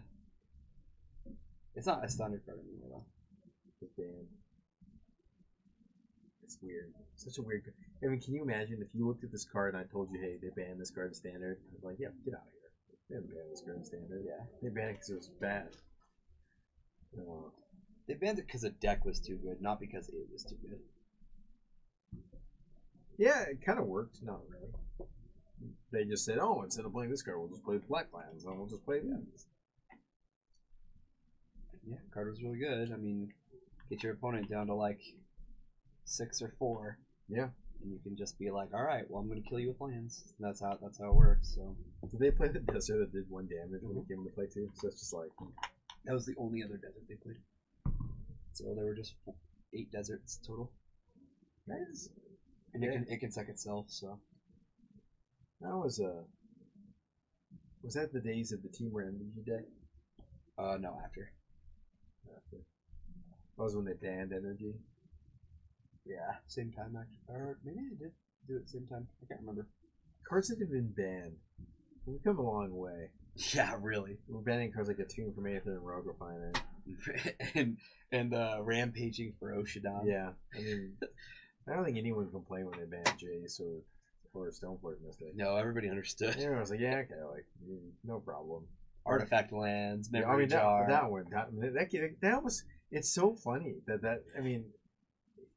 It's almost kind of like World War II where we're like people are not dying off, but we're losing the people who played Standard during those times, and Magic almost died. And like people, but after the Miradon Standard was so bad, and then we had Kamigawa. It was so bad. Which was so bad. It was really bad. But it wasn't bad because it was broken and nobody could, and there was just one good deck. It was bad because it was just the Kamigawa was so underpowered. There's these Kami things where there's just like no reason to play anything. Then they gave us Jitte. Splice into Arcade. I was talking to someone who like plays a ton, and they're like a very good player, and we were like playing Cube, and we drafted Desperate Ritual, and we were talking about what's better, Desperate Ritual or Pyretic Ritual, and I made the joke that like, I think your opponent can't splice under your Arcane if you cast Pyretic Ritual, and like I was like, I don't even, I've been playing Magic forever, and I still don't know how to splice under an Arcane spell. Most people don't. Yeah, I was actually asked that earlier today by Stockton. He's like, what? How do you even splice onto an Arcane? How does it work? It's goofy. The only time I think it's ever been relevant is with Desperate Ritual. Desperate Ritual, because you can like do some sort of chains. I mean, it's bizarre. I like that. Well, I've never seen that. Yeah, it's from a Go deck. I'm usually an OG art person. I don't know what this crazy guy's doing. So it says, as you cast an Arcane spell, you may reveal this card from your hand and pay its splice cost. If you do, add this card's effects to that spell. It's actually really easy to understand. You cast a card. It has to be an Arcane, okay? And then you use your card that's in your hand that has splice onto an Arcane. You pay the cost, and you add the effect of the card in your hand to the one that you're casting. But there's a problem. You have to be casting Arcane spell cards. Yeah, there's no good ones. There are only two. Well, Desperate Ritual and Through the Breach. Generally, just Desperate Ritual into a Desperate Ritual. That's generally what you do. Isn't Goryo's Vengeance Arcane? Yes, it is. Yeah. It is. But there's nothing to splice onto it. You can. I've spliced the Desperate Ritual because you go Desperate Ritual, and you splice your Desperate Ritual, and you keep going. But you gotta have. Yeah, you have to have 4 mana. You have to have 4 mana. Yeah. So like, it's just not that great, I've seen it done like once or twice, but did Goryo's Vengeance ever play Through the Breach at all? No. Is that even a possibility? I think no. It's too much mana. It's a lot of mana. Yeah. That's a problem with splice.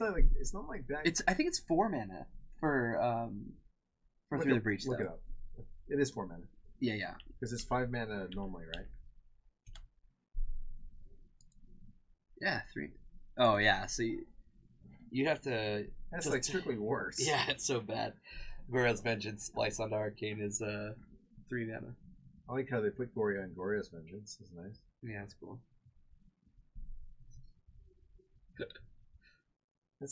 I like this Goryo's Vengeance a lot better. It seems a lot more terrifying. Like, and this guy's just like, hey, I'm upset. He's like, look, I'm there. I'm not happy. Yeah, I'm upset. Vengeance and stuff. It's kind of sad.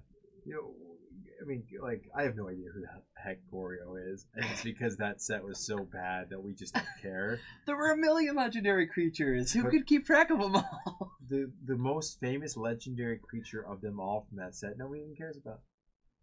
Who's that? Think about it. What's the one card that came from that set that is definitely one of the greatest cards of its type ever, and will be until the end of time? Umezawa. Yeah. Who is Umezawa?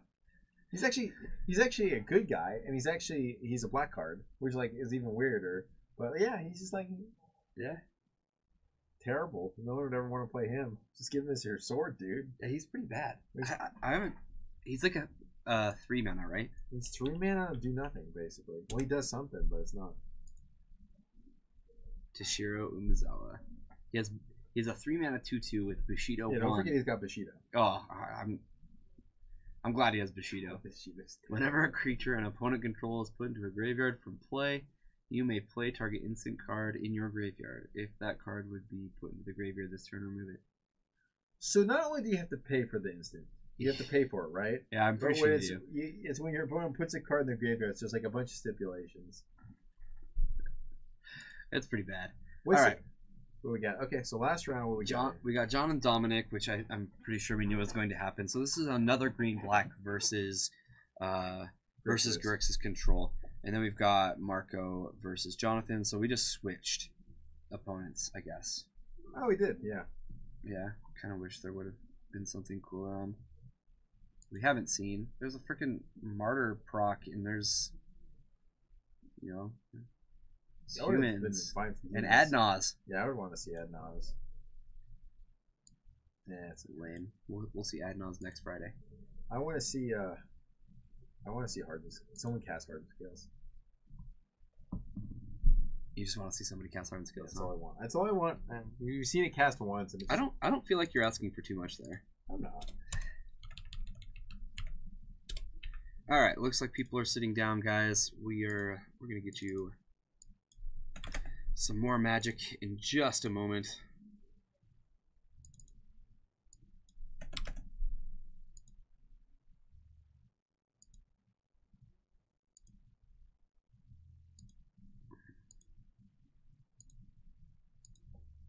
Yeah, we literally just have almost the same setup.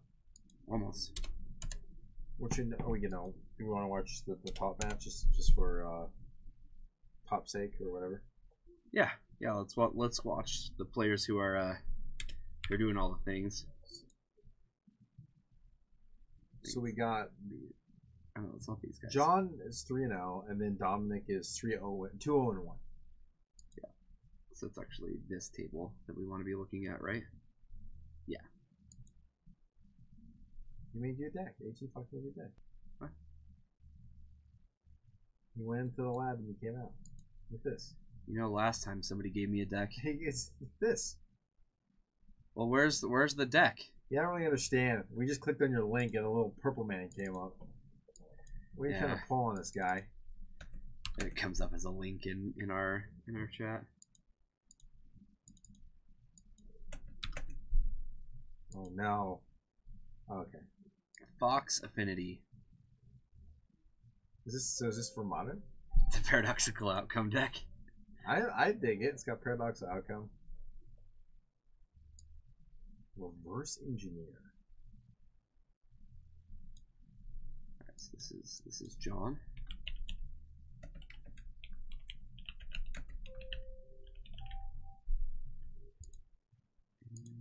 Seen a lot of ancestral visions today. Yeah, he's cast a couple. Collective brutality, not a bad. Ooh, double terminate, snapcaster mage, and a fatal push.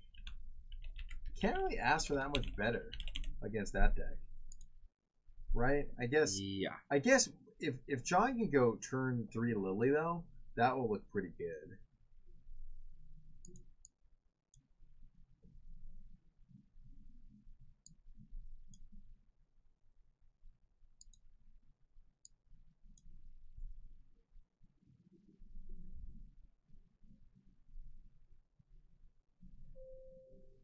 Yeah, Dominic's got future things covered.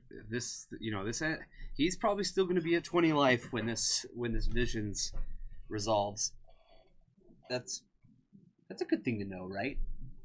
Yeah, John's got a really slow start. It looks like that's kind of the problem with mid-range decks is they against control decks they can have this kind of awkward lull and he's going to experience it. Yeah, I'm not sure without him.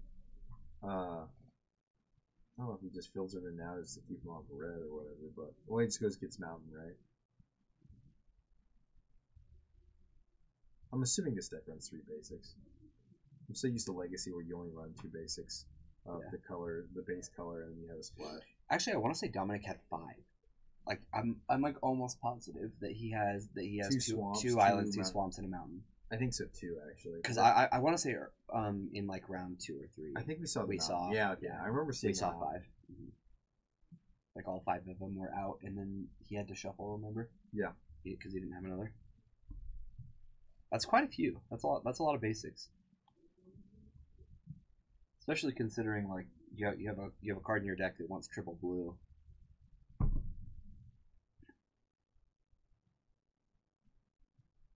What could go wrong, Fox? I think quite a few things could go wrong.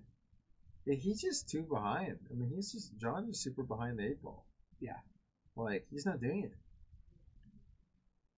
Like, he's got a result. You can't pass. Like, you can't pass. He's got a lot of cards, and maybe the plan is to just let Dominic draw and discard. You know what I mean? I don't think so, though, because Dominic's been using stuff. So he's, like, he got Collective Brutality. Yeah. It didn't seem like a great plan. So I don't. I mean, did John just have 6 lands in the Collective Brutality? Or is he just? It's not the worst hand against. I mean, is it just holding back his creatures to try to find Inquisitions and Thoughtseize? Maybe. I don't think with a hand as tight as Dominic's hand is about to be. Yeah, he just discarded a Terminate. Like, not John, good news for John. John's not a control deck, so I just don't get it. I at this point, I mean, I don't see the point of passing back and not deploying stuff. Yeah. You have to expend his resources somehow, or you're gonna play a draw go game against a deck that you don't want to play a draw go game against. Right. Does he just have like an infinite abrupt like removal? It is, maybe that's it. Maybe he kept a really heavy removal hand, with the whatchamacallit, and he just doesn't have threats. I could see that.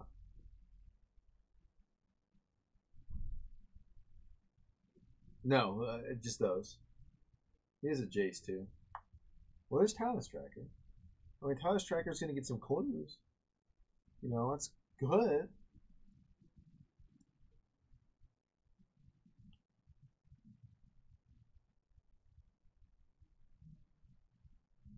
Yeah, definitely.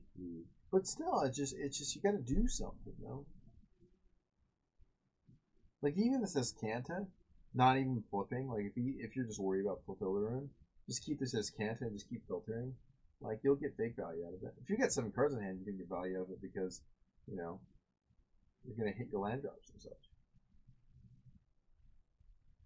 It's going to transform, which is fine.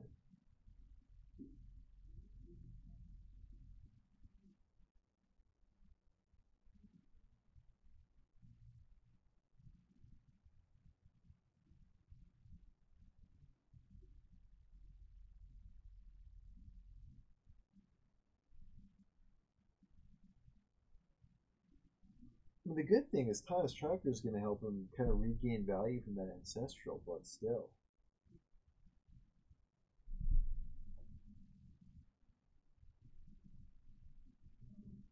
Very peculiar position for John. I just don't. Yeah, I mean, yeah, we knew about this. We saw that John was holding his fetches for this. Yep. There's going to be a lot of clues coming. And I think this is John's way of trying to hang, It's not going to work, but as Kanta's going to take this game away. But I guess Rune will probably find it. I mean, if he's got one. I mean, he's already used one. I mean, he still could even Assassin's Trophy it, It's not terrible. Yeah.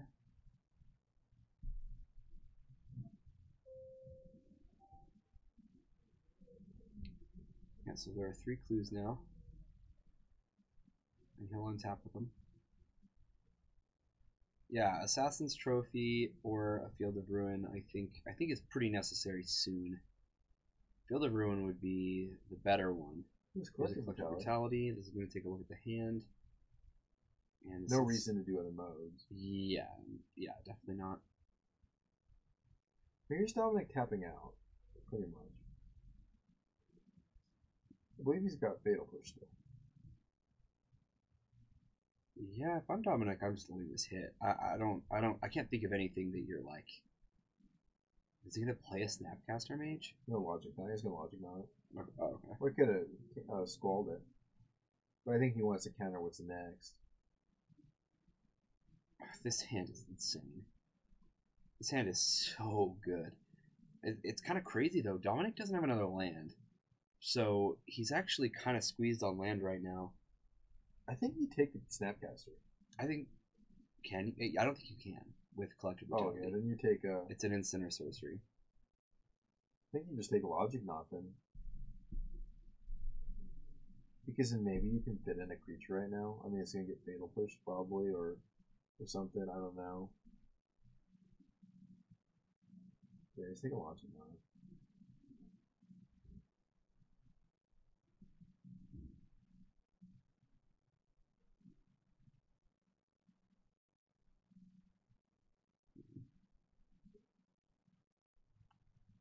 It's gory. Yep, and that's gonna get fatal pushed. And he's making sure that he can at least crack a clue this turn.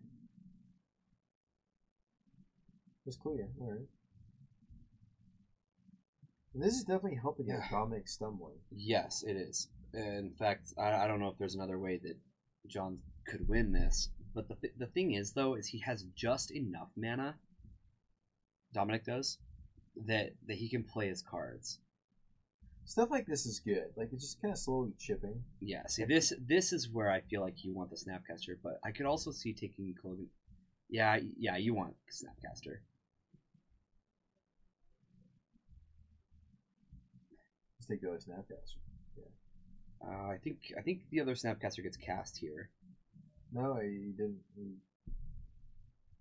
I don't know if Dominic just didn't respond to it. Dominic doesn't need to, but double Inquisition's pretty darn good. I'm okay with Cooligans committing in a turn, making you discard returning Snapcaster. Yeah, I think I probably would have countersqualled that one. But I guess he's just fine with using the K command to get one back. Here's another Tarmogoyf. So we're gonna see a K command come bring a Snapcaster back, and I imagine that Snapcaster is just gonna get a big push. And just stay ahead here. But John's had a pretty good plan. Yeah, he did. He saved. I kind of like your counter squall. I mean, I can see why Dominic kept it, maybe because he can't interact with the Planeswalker that well. That's the only reason why I feel like he could keep it. I don't know Warren to know well enough where you have to respect that. The thing is he was going to lose the Snapcaster no matter what. He lost the Snapcaster. The second one comes in, and yeah, like I know that we have the K command, but we can counter squall and K command this turn. And I feel like that keeping the second Snapcaster was amazing. My only thing is because if they counter squall it and then he follows up with a Liliana the Last Hope, like that may be. Well, then you can still Snapcaster in a turn, and then just like Cooligans command it next turn, I guess. Yeah. All right, so still no land drop from Dominic. Looks like he found a Serum Visions. Definitely. He could scrape. Hoping. Yeah. Definitely not preordained. So that's no land. Or 2 land. Oh, okay, yeah. He probably just keeps on top because he knows he's fetching. I imagine so.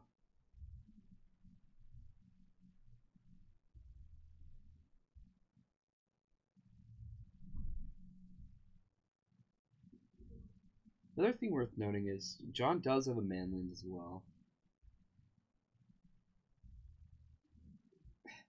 Look at that! Look at that 18 bits coming from Bryce. We need it. Scoos would be actually really good. It's gonna stop the silliness. You got 6 in there. That was good. What do you get for getting the stuff in there? Nothing. Pride. Oh. Okay. I guess. I thought you get a sense of self-worth. You don't get like a cup? Like you don't get like a Paragon City Games cup for every 100 you get in there? That would be really cool. That would be really cool. That's a good idea. I thought that's what you guys did. I thought we did. We should.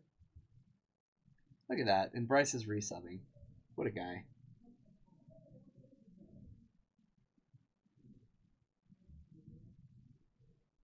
And you get a Paragon City Games cup. I will send to you. What is modern? It's a Magic the Gathering format. Also, it's a type of art. That is a type of art. Which one of these are? Not sure. No, but Brian is. Oh, HC Fox, my bad. Portland started today, right?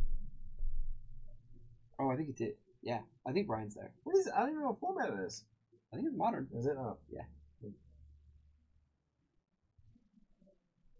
It definitely is the fastest format. However, we've watched a lot of mid-range and control today. So we've had some pretty interactive games. He will be Portland. Somebody has to be at Portland. It's not, you're not wrong.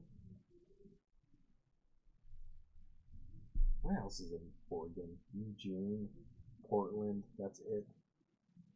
Trees. I have family in Clarkston, but that may as well be. Is this a wait a minute? Is this a GP or is it a Magic Fest? Oh, sorry. I guess it's Magic Fest Portland.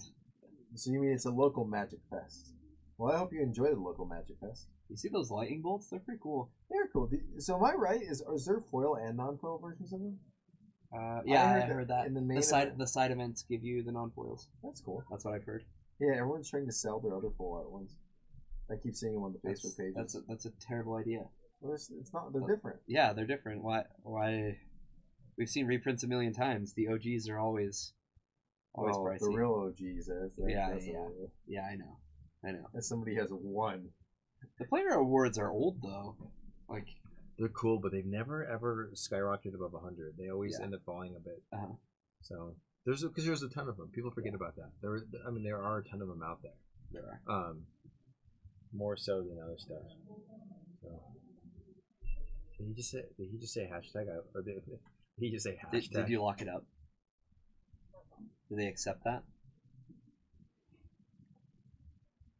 I think that is a yes. Here's something we've never seen before. He has a Kalidas. Yes. He actually has a threat. You want to sit down? You can sit down. Okay. Alright, so Liliana is going to get rid of the Snapcaster Mage, and now Dominic's just loving life with this Kalidas. I imagine Liliana's just going to die. I don't think that he could. Well, I don't know. Do you trade? Let him have a 2/2 and let your tireless tracker go? I don't think so. I don't think so either. I think you let the Liliana I don't die. think Liliana's... Well, if he can start discarding, if John's got good enough stuff, that would hurt Dominic. Yeah. John's played this game really, really well. He's just kind of kept in it. Yeah. Tireless Tracker, keeping up with the clues.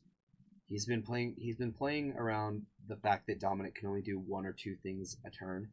He really can't put too much on the stack.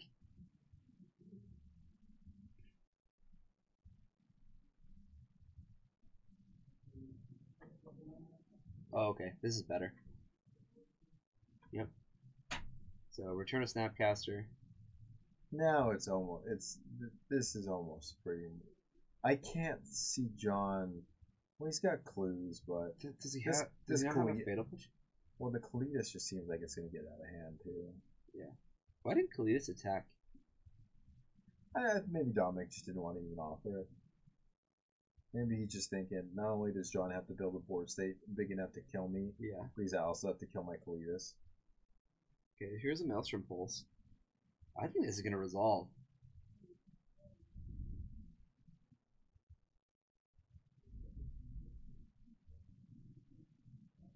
Yeah, it did. Wow. And I feel like John's ahead. He's getting there. He's got a tireless tracker, 2 clues, and 2 manlands. 3 manlands? Yeah, 3 manlands. But tireless tracker's dead.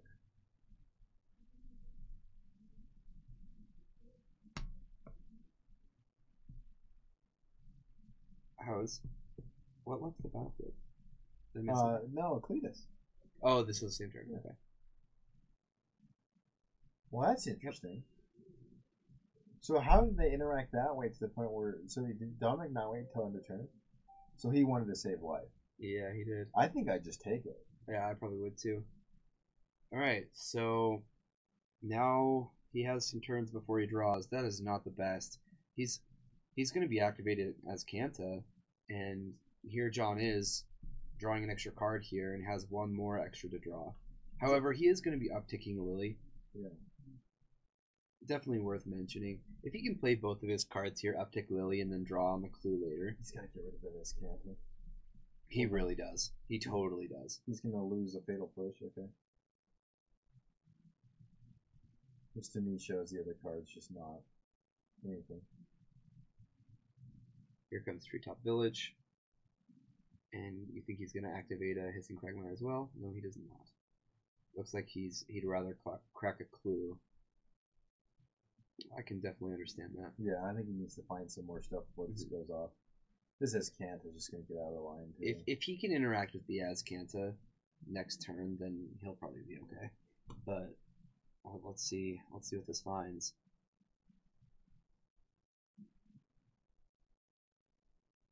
A Lightning Bolt. Okay, he's just gonna take care of Lily. Yeah, kill that one. Kill Lily. Mm-hmm.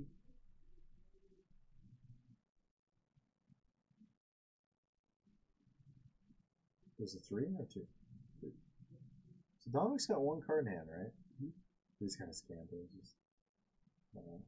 John's got to have a really strong follow up here. He's got a lot of man lands that.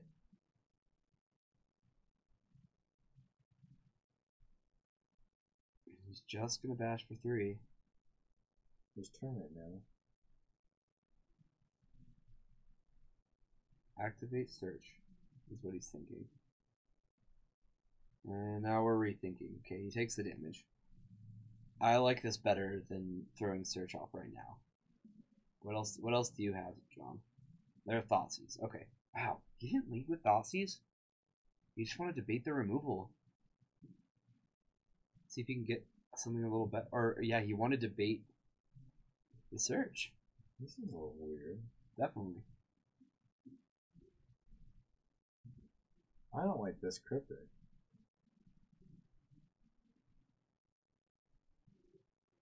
That last card better be Jace. Right?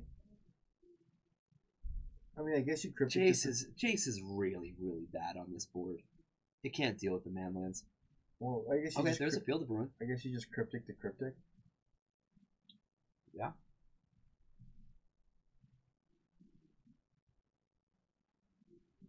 If he's got another Cryptic, then it makes sense to save.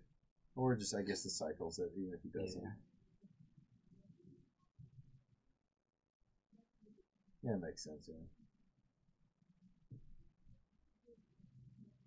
I just look at everything as 1 mana for 4 mana, and never seems good.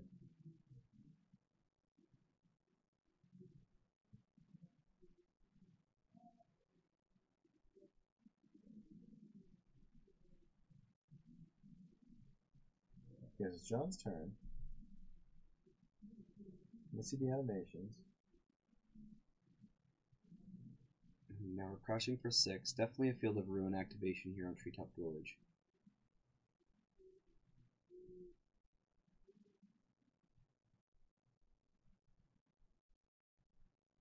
He doesn't need to hit anything right now, HC Fox. He can wait. There's no reason to start firing off skews activations.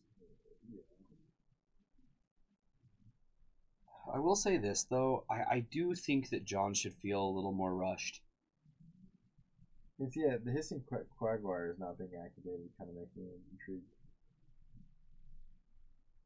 It always makes me feel like he wants to use his mana for something. Yeah.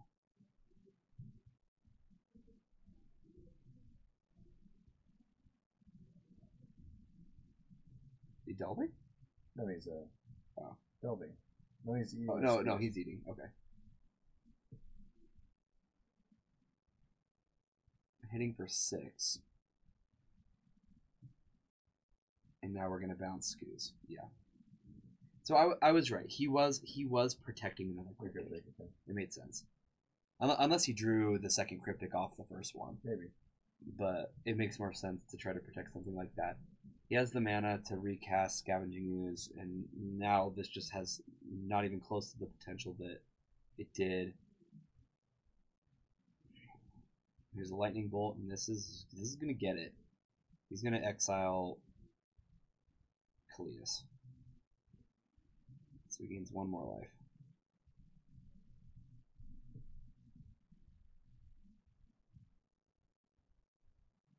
Another Field of Ruin. Wow. That's pretty darn good. Wow, talk about back and forth. This game has been insane. It's amazing it got to this point too. Mhm. Because it just felt like Dominic was in a no-lose position, and somehow John's made this into a game. But it's coming back. Yeah, he's gonna draw. John needs to find Lily the Last Hope. That's that's the card that he needs right I now. think Dominic's gonna just draw. I think so too. I think that Dominic wins this game from this point. Depending on what this card is. I mean, that's good. He gets another clue.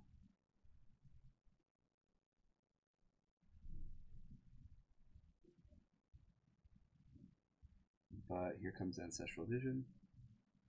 That's gonna be the Oh yeah, this is lightning search. bolt. I mean, what better Yeah. card could you have Yeah. seen? You Exactly. have the one red that you can kill Tyler's Tracker right now. Uh-huh. When his draws have just been spot on. Yeah, they've been great. No, I don't think they do.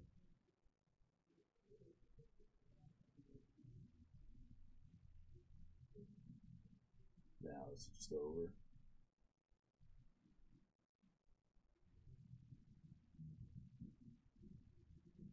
I think we're finally seeing the light at the end of the tunnel, aren't we?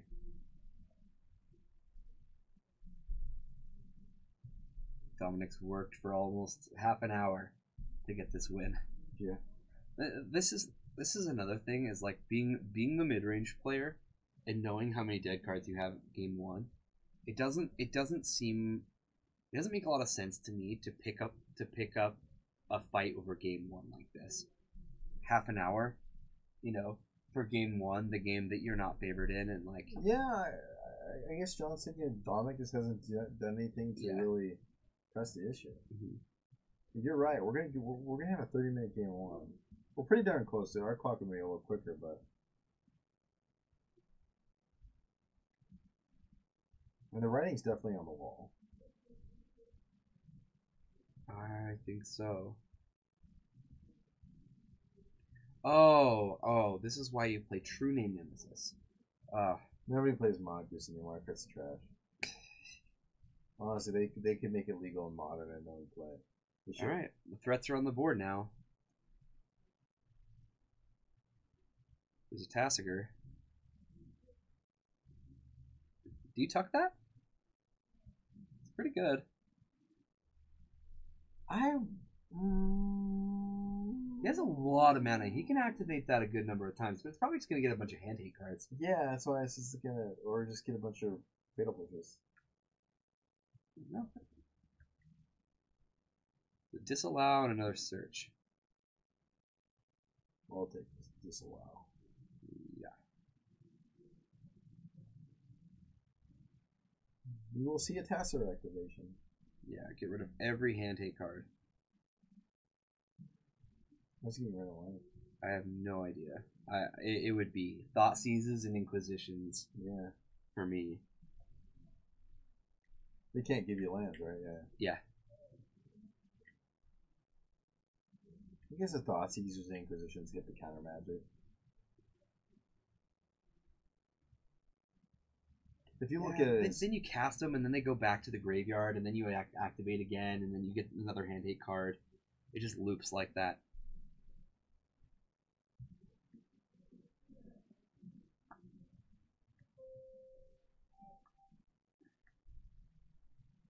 Killrun and All right, opponent. What are you gonna give me? Why do I feel like this is gonna be an Inquisition or Thoughtseize?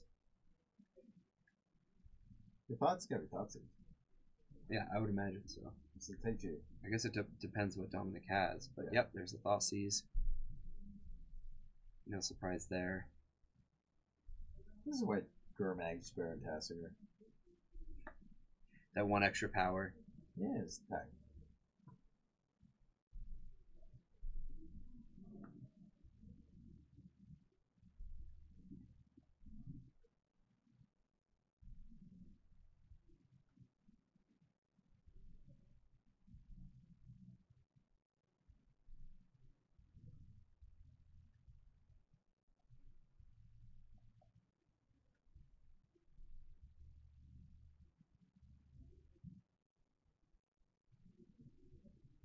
I can't believe this game's still going. That's what I'm saying. Like, I'm surprised that John is still playing at this point. Was another bolt. So that kills Tassiger. The Snapcaster blocks and bolts Tassiger. Yeah, Unless That's John's what I would got a do. removal spell. Talking about every time he's needed a bolt, he's canted for the bolt. yeah, that's 3 times now. Yeah. Oh, so he just. I'm confused. So he bolted the Quagmire? Yeah, He's not on a bolt. Oh, he's okay. He's bolting. yeah, to finish off. Okay. To finish off the. How'd the Quagmire die?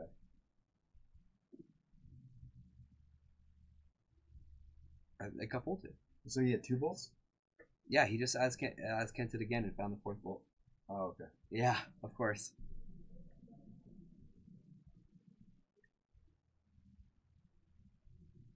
Yeah,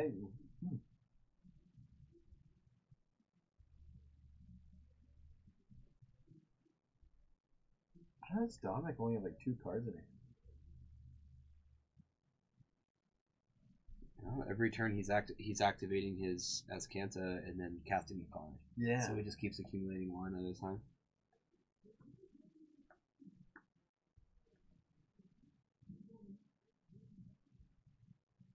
So he's gonna main phase this sucker. Yeah, I don't see why not at this point. Logic Yep, Knot. Logic Knot. Yep. Logic Knot is not the best here. There's a lot of lands on John's side of the board, but something gives me a feeling that Dominic got plenty in his graveyard to use. And I think Vendilion Click is just going to go all the way. Yeah, John needed a last help, I think. Well, it probably would have still. Last help at this stage in the game would have been really good. But I think with the Logic Knot, that's about it.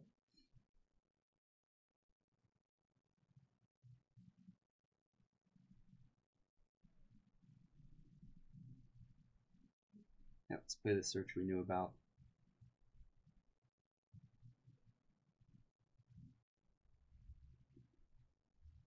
Alright, another discard spell. Just gotta take the Logic Knot. Yeah, take the Logic Knot. Well, I'm fine. I'm fine with that.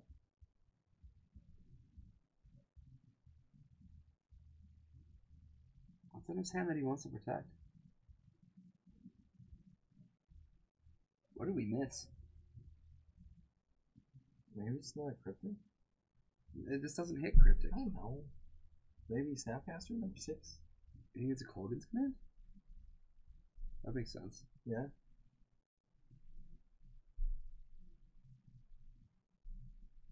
Maybe he's sick of having such a large graveyard. He just wants it to be smaller, a little easier to manage. Well, here's the Fossies. Good boy. Yeah, we knew about the thoughts. I mean, this game's like Strangely not over. Yeah, we did. We knew about the Thoughtseize. You're right.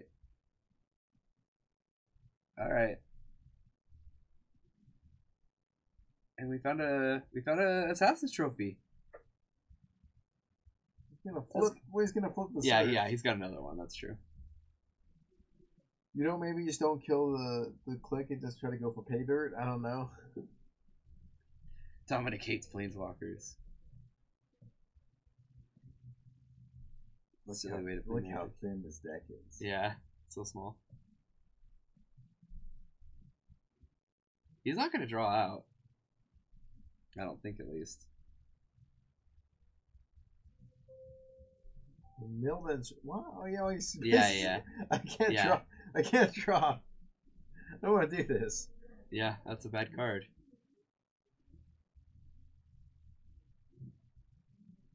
Same to think that. I don't know. Maybe he just got that many. That is a mill win con. Or I could have milled and hit the other guy. Maybe. I don't know. I don't think that's what you want to be doing. Alright, here comes the Quagmire. We're gonna see an Azcanta activation.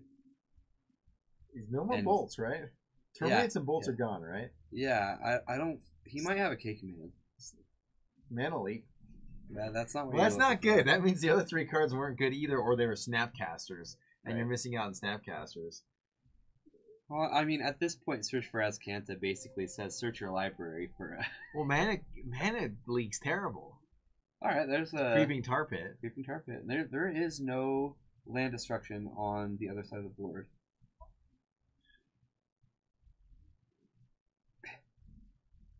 Yeah, man, Smash is out. Gotta play some Smash. Thanks for saying hi, Jordan.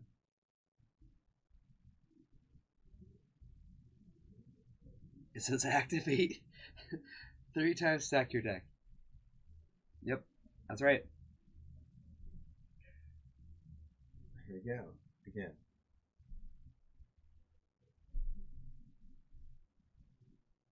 There it is.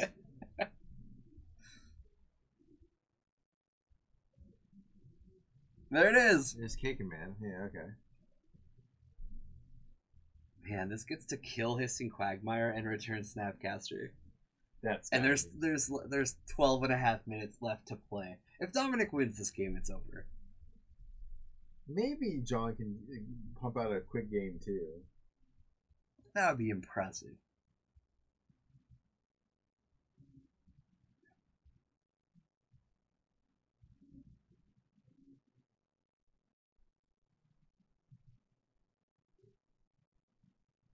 Yeah, now it's got to be over. It just got to be over. This would be when I'd concede. I would have played faster, but he has a Fatal Push. What if it dies? Yeah. If he has no Inquisition, I'll just lose it. It doesn't. Okay, I was gonna say if he gets rid of that Snapcaster somehow. Now you just kick him. You just go Snapcaster, K command, get back on their Snapcaster, and deal 2 to And you. lightning bolt. Or yeah. just discard. He's gonna have him discard.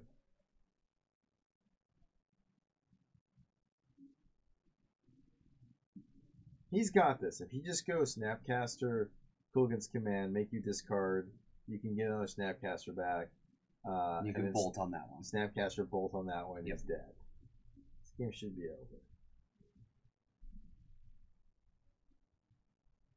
Hey, better TV. He lost his in Quagmire. Yeah, Hissing Quagmire. Yeah, died. come on, AC Fox. Oh, better TV anyways.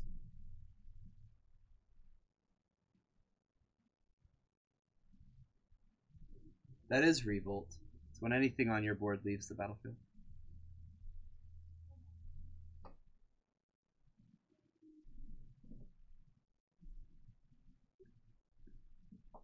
Oh, AC Fox. Oh, honey. I can't believe we're still playing this game. How did that go? Liliana. What? Okay. Why don't you just K command loop? Snapcaster bolt.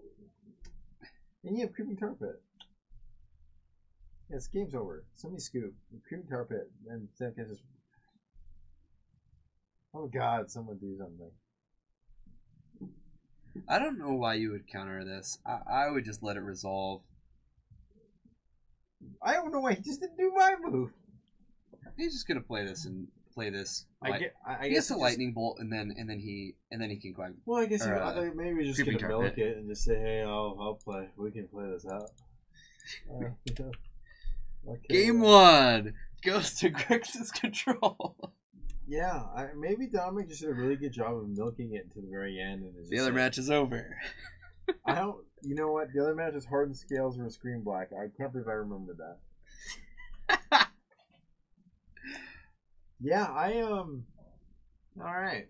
I mean, give or take a few minutes. I guess John could just have a really fast start. I've seen these decks win quickly before, but it's not a common thing. It's not how they operate. So, I don't expect much. It would have been less interesting if Dominic had counterbalance. And that counterbalance makes that matchup monotonous as heck.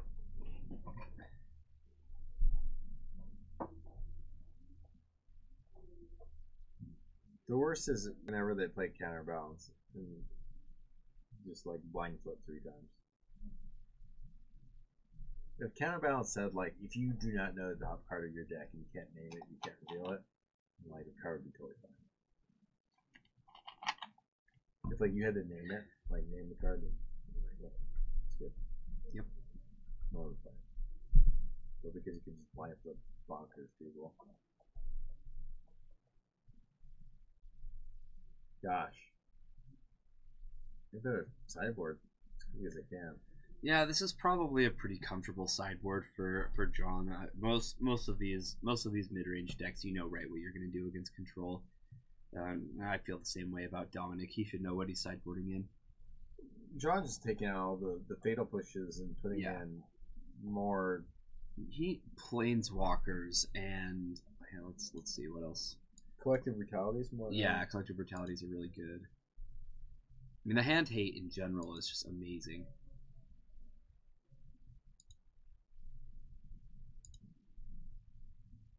Bitter Blossom seems fine. If he has it. Yeah, more planeswalkers. Phyrexian Arena. Yeah, another tracker.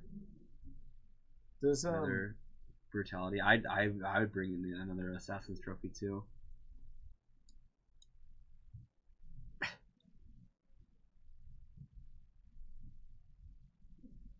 Does Leyline the Void come in against this just because Snapcaster and K come in?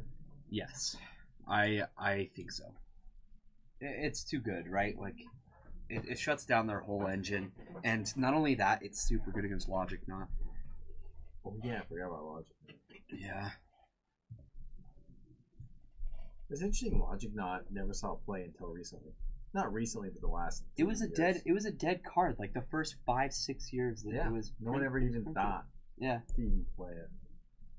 Yep. Well, Tombstalker was always super undervalued. Yeah. And the card's like really good. Gurmag came. Well, maybe when Treasure Cruise came out, people were like, "What? These Delve cards are insane."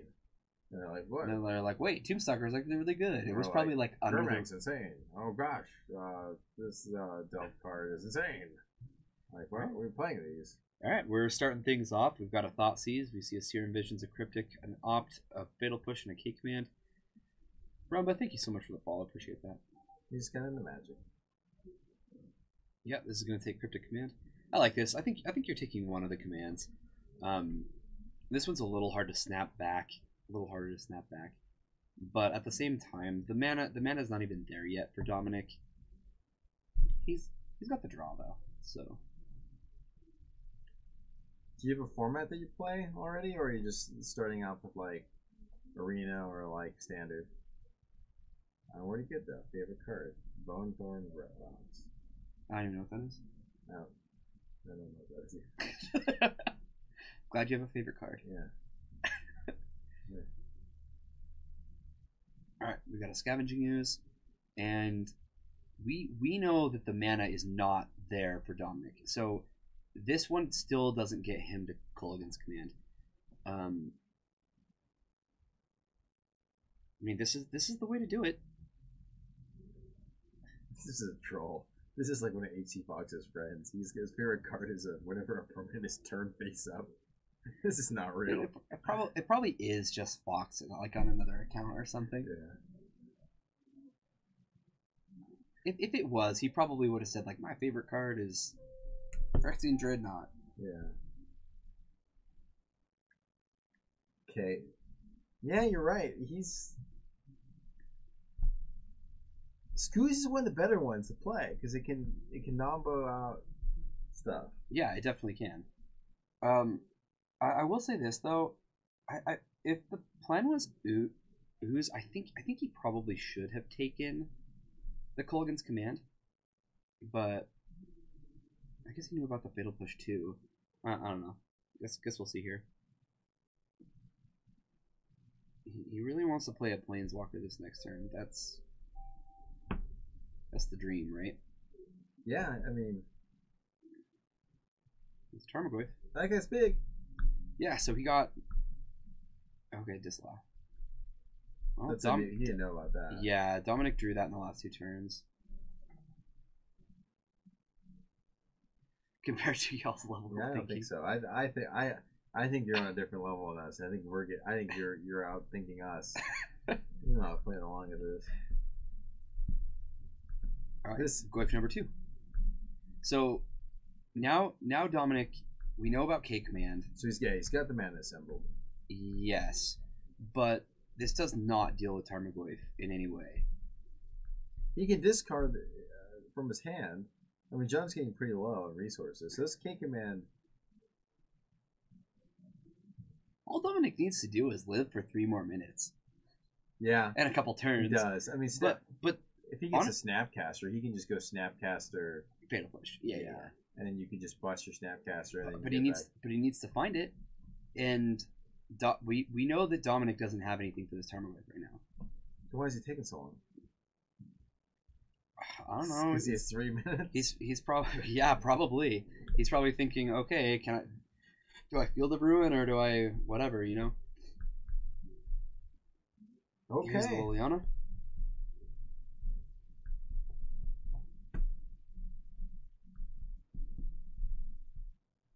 I think Gideon is going to steal this game. I agree. Gideon's going to steal this game? Or not Gideon, sorry. Tarmogoyf. Sorry, he said Gideon. I know. I read it. He's got us. He's in our mind. He is. He's in our heads. This is why you always bolt the bird, is because you don't know what happens next. You don't. You don't want to know. It could be bad. It could be good. Just bolt it. Yeah, Tarmogoyf's going to take this, though. Here Liliana is insane, because he's just going to chip away at any sort of advantage Dominic has. Right. That was strange. What? I don't know. That was weird. It's like messed up shuffling, and he's like, "Hey, take this away. I don't want to see."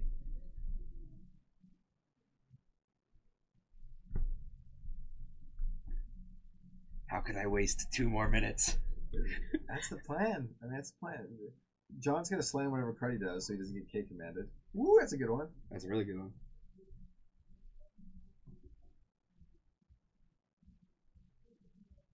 Let's see here.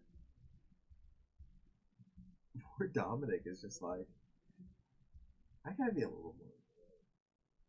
Yeah, this is a nightmare. This is exactly what he didn't want to see. What do you do? Yeah, your K command's gonna be a 1-for-1 no matter what. If there was a Snapcaster in the hand, it would come out right now. You know that. There's not a Vendilion Click himself.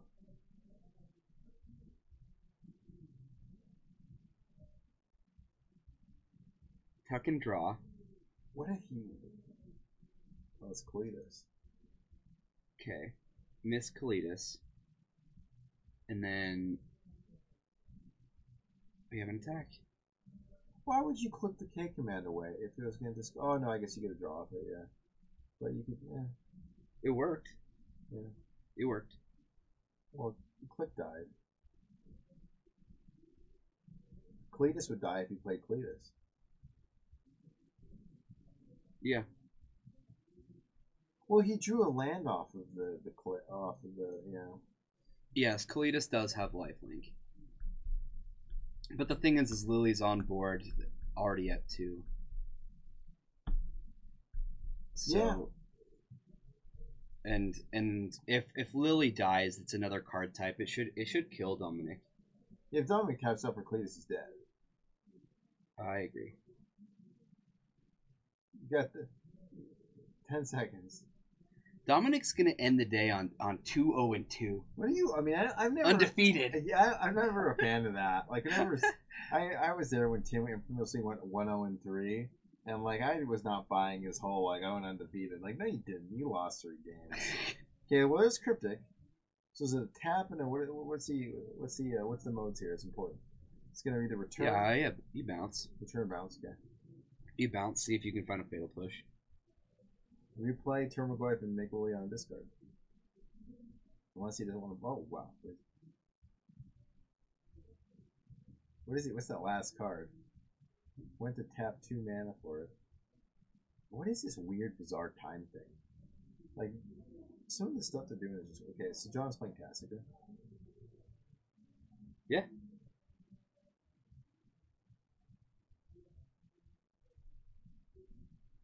I don't know why he didn't leave 1 more card in his graveyard, but Rumba, what's your question? Better be good. Yeah, it better be a good one.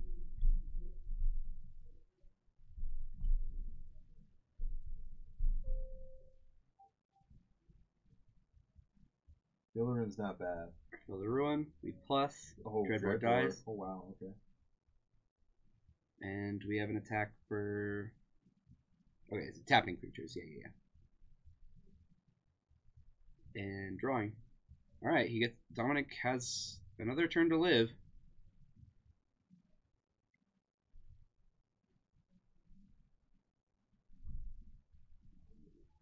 It doesn't look like we've hit time out on the tables yet, so We're still fighting for something. I think John's gonna win this game, and we're gonna have a draw. Dreadbore's gonna have to take out Tarmogoyf. I would do Dominaria. Dominaria. If you're new to the game, Rumba, you want to get one that's standard. So stay away from Kaladesh, stay away from Amonkhet. I'd go Dominaria or Ixalan. I would check out Magic Arena too. Yeah, definitely check out Magic Arena.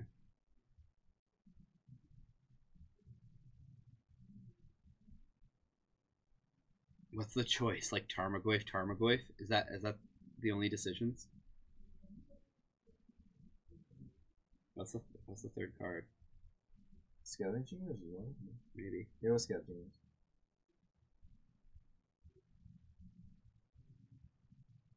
Snapcaster Mage?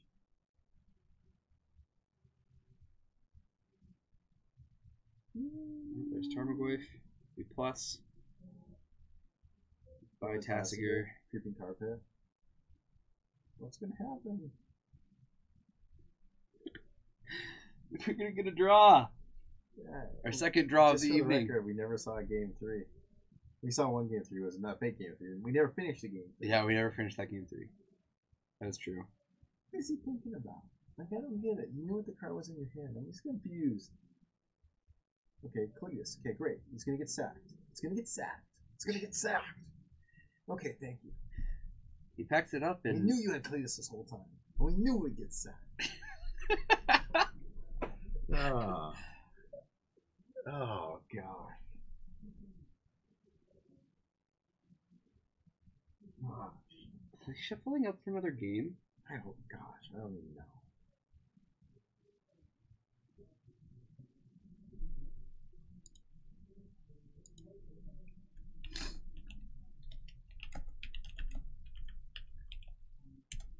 What a bizarre thing. Someone's gonna come in and tell us what happened. Explain to me what just happened. You guys want them to play it out? They can if they want to.